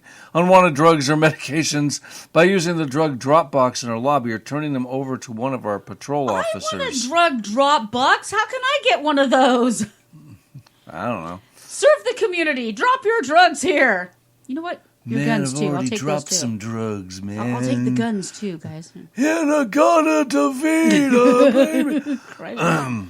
Unwanted drugs or medication using the drug, or turning them over to one of our patrol officers. It probably should go without saying, but please don't send us drugs in the mail. Wait, okay. So a guy stumbles up to a police officer and hands him a 8-ball of Coke and says, I'm just, turning this in, because I don't want it. And then wanders away and absolutely nothing happens. That's like, that happens. No. Yeah. Police say this is an active investigation and will not release any further details. A spokesperson declined Fox 11's request for more information about the letter that accompanied the package. Anyone with information related to this incident can call Green Bay Police in reference case blah blah. Those wishing to remain anonymous can call Crime Stoppers. Anyway. At 920-432, knock it the heck off. Okay. Knock it off. All right. 2 bugling crooks were caught trying and failing to steal money from an ATM at a gas station for 5 minutes during an early morning raid in Washington. The unidentified men can be seen on surveillance footage breaking into Ben's Market 76 gas station on Blaine Road around 4:30 a.m. on January 17th. Jesus. Deputies were alerted to the break-in after 2 crooks used a stolen red Jeep and a tow strap. That's where my Jeep went. To bring into the convenience store and steal the ATM. The men, dressed in hoodies and hats, can be seen pulling up to the pumps before taking out a yellow tow strap and attached it to the back of the car. Next, the man in the orange hoodie attaches the other side to the front doors of the gas station while the driver pulls away and busts the doors open. He then backs up as the man in the orange jacket runs inside and shimmies out the heavy ATM just inside the doors, and they keep saying ATM machine, and the people who wrote this need to be fired. One of the crooks manages to get the machine upright, albeit upside down, while his partner in crime continuously pulls forward and then reverses. As the other man is struggling to open the ATM, the driver takes matters into his own hands and backs up over the machine repeatedly. Despite the entire plastic front of the machine coming off, they were still unable to access the precious paper inside. It's kind of the point. It's like breaking into a vault. The man in the orange hoodie drags the machine up to the passenger side door before abandoning it next to the gas pump while the driver turns the vehicle forward and hits it again and again. When the 2 men realize the crime is fruitless, what would be hilarious? Is if the ATM was empty. That would be funny. When the 2 men realize the crime is fruitless, the orange hoodie man hops back into the passenger seat and they take off in their stolen getaway car. The car, which was stolen from Bellingham the same morning, was later found abandoned in the woods. The Whatcom County Sheriff's Office is still looking for the men and are encouraging anyone with information. There's video, and all I'm hearing is the Benny Hill theme song. It's like a yakety sax. Yeah. Oh God. This is classic. Oh, what idiots. All right, and they're from Washington State. Sorry, Florida. I think you have been undone. Okay, This is a difficult subject to talk about, but I'm going to read the article anywho once it decides to come up. Here we go. Wait, I need you to read. No, I'll read the last one. You read the last one. Jim's that's the killer of them all. Jim's just going to be over here talking like that. But more on that in a moment. A farm worker charged with killing 7 people at 2 Half Moon Bay mushroom farms reportedly told investigators he was spurred to carry out the shootings after his supervisor demanded that he pay $100 to repair a forklift damaged at work. Well, now we know the price of human life. Did he damage it? I don't know. San Mateo County District Attorney Steve Wagstaff confirmed to the Bay Area News Group Friday that Shun Zhao was enraged by the equipment bill, saying that a coworker was to blame for the collision between his forklift and the coworker's bulldozer. Chill. I mean, Lord, it's $100. Well, he's going to pay more now anyway. KNTV TV. Wait a minute. KNTV TV. That's stupid. That's anyway, like ATM machine. Thank you. It's like the kindergarten I went to. It was in a new development called Sol Vista, and because you could see that development, it was called Vista View. Think for a moment. Vista View. It's like saying view or Vista. Vista is Spanish for view. Yeah. For those of you who don't know. So that was the beginning of my education. That's how it turned out like this. The view. It's like watching that Whoopi Goldberg. Don't make me gag. Anyway, KNTV, the NBC affiliate in the San Francisco Bay Area, not to be confused with KNBC TV in Los Angeles, was the first to report the development. Authorities say Zhao, 66, shot and killed 4 workers and wounded a 5th employer Monday at California Terra Garden. He then went to nearby Concord Farms, where he had worked previously. Okay, he was really goofy. And fatally shot 3 former co-workers. Zhao told KNTV TV in a courthouse interview Thursday that he committed the shootings. Way to go, dum-dum. He said he was bullied and worked long hours on the farms and his complaints were ignored, the station reported. But you don't kill people for that. Anyway, on Monday... I mean, he's in the U.S., right? Yeah, this is in Northern California. So he wasn't forced to work there. He had a choice to work elsewhere. So if he felt like he was bullied and worked long hours, then you get another job, buddy. You don't go killing people. Well, it's going to be difficult for him to find a job now. Or maybe actually extremely easy if you think about it. Anyway, on Monday, Zhao vented to his supervisor about the bill, but the supervisor insisted he needed to pay. Zhao then allegedly shot the supervisor and the co-worker, the news outlets reported. So this is one of the stories that Chuck reported on. Yep. Speaking in Mandarin, Zhao told the television station from a county jail in Redwood City that he has been in the U.S. for 11 years and has a green card. Then why was he speaking in Mandarin? I'm not going there right now. We only have 10 minutes, so, whatever's. He said he has a 40-year-old daughter in China and lived with his wife in Half Moon Bay. The coroner's office has named 6 of the victims: Jisen Liu, of 73, of San Francisco; Maricano Martinez Jimenez, 50, of Moss Beach, California; Agzhang Zhang, 74, of San Francisco; Quizong Sheng. I have to hand it to you, Jim. You're quite international with these names. The first one sounded French. The second one sounded Hispanic. The third one sounded somewhat Chinese. The point is Jing Liu of Half Moon Bay and Ye Tao Bing, whose hometown was unknown. These all but one gentleman, if you were strictly looking at it by names, the rest of them were Asian. Yes. He killed his, and by the sound of it, Chinese specifically. Yep. And then, of course, he also killed Pedro Romero Perez. But, no, he's the one who survived. Yeah. No, it doesn't. It's heartbreaking. But there are 2 Perez's. $100? I mean, seriously? File a complaint with the Labor Department and go home. Jeez. Have a glass of wine and chill, dude. What the hell? Maybe he had a few too many. Hard to say. All right. Well, this is the wrap up of why we can't have nice ball. Things. Sorry. Rail, Nick, I need you to Nick, if you're in chat, let me know that you're listening. I want to make sure you're with us for this one because this one goes out to you, buddy. Railroad workers had to rescue a stricken male raccoon after it became frozen to one side of the tracks, stuck fast by its balls. The animal was seen facing the oncoming train carriage as it straddled one side of the track. Railroad workers Neil Mullins, 35, was out on the job when he came across the little guy. Cute little guy. The traumatized-looking raccoon was eventually removed from the rail with hot water and a shovel. Ah! How many people want hot water and a shovel under their balls? Raise your hands. No? Nobody? Okay, just me? Okay. I mean, let's face it. There's probably somebody who would be very, very into that because... Probably. Weirdos, like, if anybody, it would be Nick. With this cute little teeny tiny marble stuck to the werewolf duck. He's just so cute and little.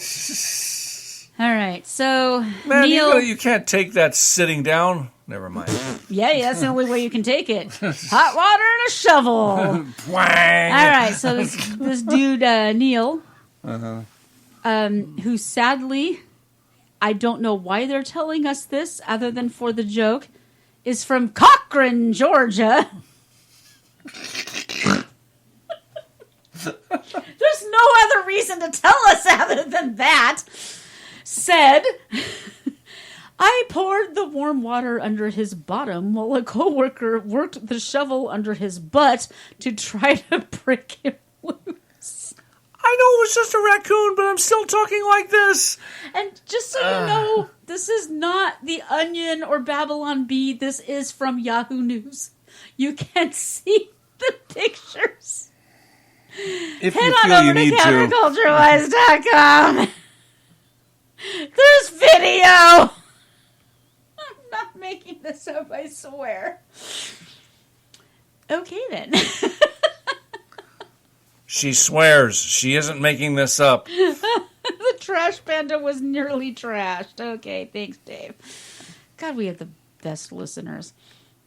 Hey, what say we end on a... Can't we end on a higher note than that? Warm water and a shovel? I think that virtually any story will be better than frozen balls on a railroad. Oh, God. Oh, poor little raccoon. You know what? God bless those of you who took the time to save the trash panda. All right.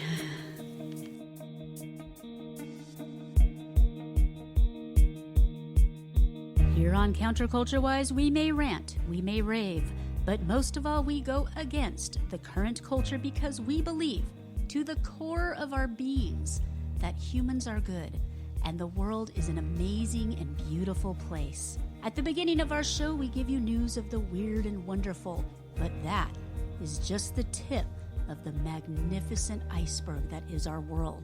We now present news of the wonderfuller.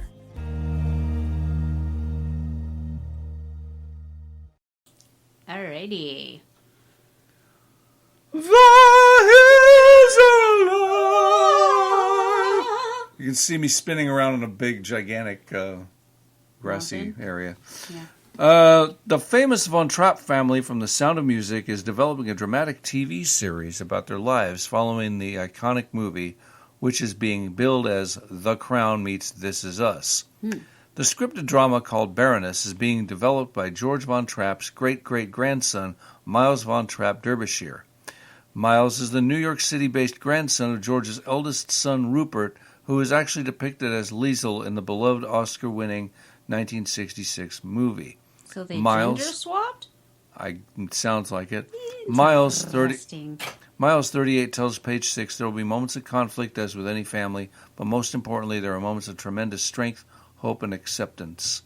I will so watch this. I would too. Miles continues, my family is anything but boring. That's no lie. Well, yeah. There was a lot more story to be told, things that happened after my family crossed that mountain, and we have since protected our story. It's the first time that anyone has done anything post Sound of Music. I always wondered what happened to them after they fled.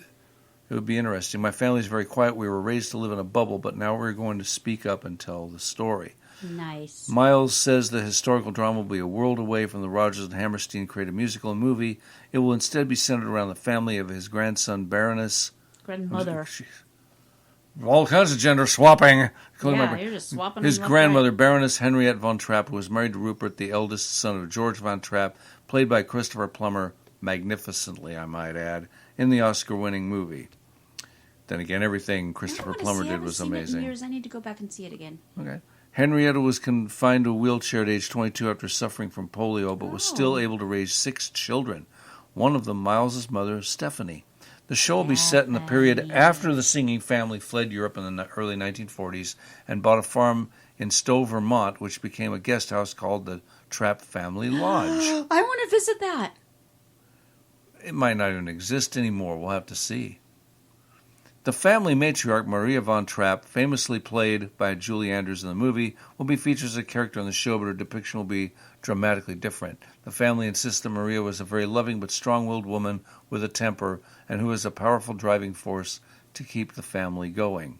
Okay, there's a picture of her. She don't look nothing like Julie Andrews. No, Miles explains... she does not. Sorry. Well, I'm sure that was much later. Miles explains the thing about... Well, actually, it's not about the Julie Andrews character. Anyway, Miles explains the good thing about Maria is that she's a complex character. You can't tell the story without her being a part of it. She's definitely going to be a character. The Trapp Family Lodge is a 2,500-acre resort located in Stowe, Vermont. It's managed by Sam Van Trapp, son of Johannes von Trapp of the Austrian musical family, and it gets 4.5 out of 5 stars on travel.com. Okay, looks like we got a trip to Vermont. Yes. I think we'll also visit Interruption City after that. Anyway, the look she gave me, I just don't know. The battle over the Trapp Family Lodge, which took place after the death of Maria in 1987, is also expected to be featured in the series. The feud was about control of and the profits from the lodge, a 93-room, luxurious Austrian-style resort with 100 timeshare units on 2,200 acres in Stowe, Vermont. Me want to go. Mm-hmm. It first went to trial in 1996, pitting Johannes, the president of the business, and the youngest of the von Trapp children, along with sisters Maria and Rosemarie and brother Werner, against the youngest sister, Eleanor, their nephew George, the eldest son of Rupert, and 15 other grandchildren. Johannes and his side bought out the other group for $2.56 million. Which is bupkis nowadays. In 1995, when he reorganized the laws, but shortly after, Eleanor and their other group argued their shares were worth almost twice that amount. There is then a picture of the legendary, gorgeous Julie Andrews doing the thing about to do the swing the circle with the arms thing. The 1999, the simmering feud was settled by the Vermont Supreme Court, which ruled that Johannes and his side must pay the rival faction around $3 million. It makes my heart hurt that they did that to each other. Oh, that happens all the time. There's a battle right now over Elvis Presley or over Graceland because Lisa Marie signed a document making her daughter the person running Graceland for all intents and purposes rather than Priscilla. It's a mess. Oh, no. In other words, it happens all the time. Johannes and his son Sam Van Trapp still run the lodge and brewery, which was our ears went perk. Rebuilt and expanded. Listen to your favorite alcoholics every week at Sunday. Anyway. Ooh, full circle. Devastating fire involving alcohol. Which was rebuilt and expanded. A devastating fire in 1980. It killed one guest and destroyed most of Maria's possessions. Yeah. Oh, well, how do you sell? Burned down 5 other houses? Huh? Miles adds that the show, which has been in development since 2017, would still incorporate the elements of hope and family unity from the original movie, saying, Baroness is going to bring hope and comfort. We want to go back into your living room, give you a big hug, and remind you that everything is going to be okay. I'm not going to read the rest of this because it's already almost time to shut this engine down, and we got one more story. Because we like to leave on a I'm not crying, you're crying note. Yes. Peter Davies, a World War II veteran, spends his free time reading to local school children. After losing his wife of 72 years, I can't even imagine being alive that long, much less married that long. Davies said he felt like a lost soul, so he decided to begin volunteering at Dean Valley Community Primary School in Bollington, a town civil parish in Cheshire, England. I'm sure I get more out of it than the children do. It's a lovely, warm feeling. It's like, I'm sure I'll get more out of it than the children do. By the way, she missed one detail. He's 100 years old. Oh, it doesn't say that. It does. Oh, but it does. Oh, here it is. It's up here. A 100-year-old reading volunteer has been awarded the prestigious British Empire Medal in the 2023 New Year honors. So he's married to his wife for 72 years. If you can make it 72 months, it's pretty good. They weren't even children. I mean, they were full age and everything. I'm sure I get... Okay. He says it's also giving him street cred in his village. Cute.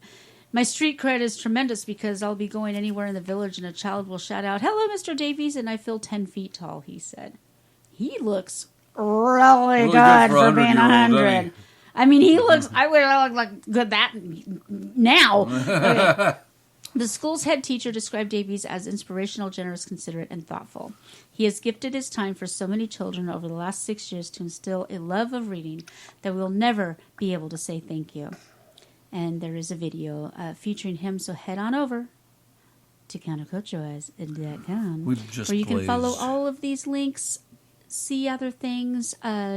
Chuck, actually, we wrote in the middle of the week, so it is already animated. If you want to visit, holy crap, this is actually happening. Our YouTube.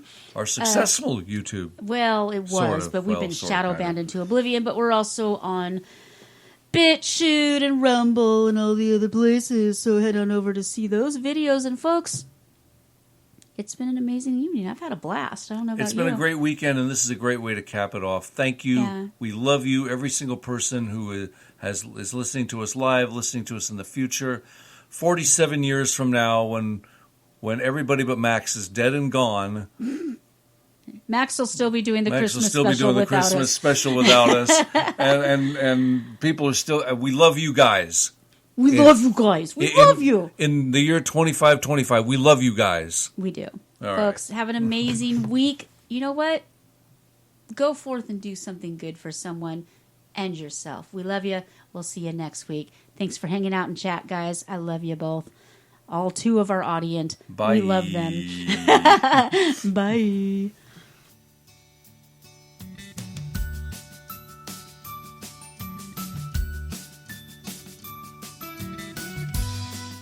Counterculture-wise is a Stormcat production. Thank you for joining our growing family of listeners. All links from the show are available on our website, counterculturewise.com.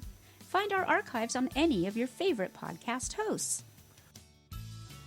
We engage in satire, commentary, and generally laugh at the ridiculousness of our crumbling society. Our only medical or financial advice is to not follow any financial or medical advice given by podcasters. Our animations, interviews, holy crap segment, and other videos are put out on BitChute and Rumble, and only in part on YouTube because they hate free speech. Our show is entirely funded by listeners like you. Visit our ever-expanding merch store or our Subscribe Star, where you can get outtakes, extra videos, and sneak peeks. If you would like to be a guest on our program, feel free to contact us via our website. Just click on the link at the top that says, "Be a guest on our show." For more fun and cat pics, please visit our Facebook, Twitter, or Instagram. For complaints about our show, please fill out the ID10T form on our website, and we will give it the attention it deserves. Meanwhile, no matter how cruel the world may be around you, always remember the importance of kindness. Be kind to each other, be kind to animals, and be kind to yourself. See you next week.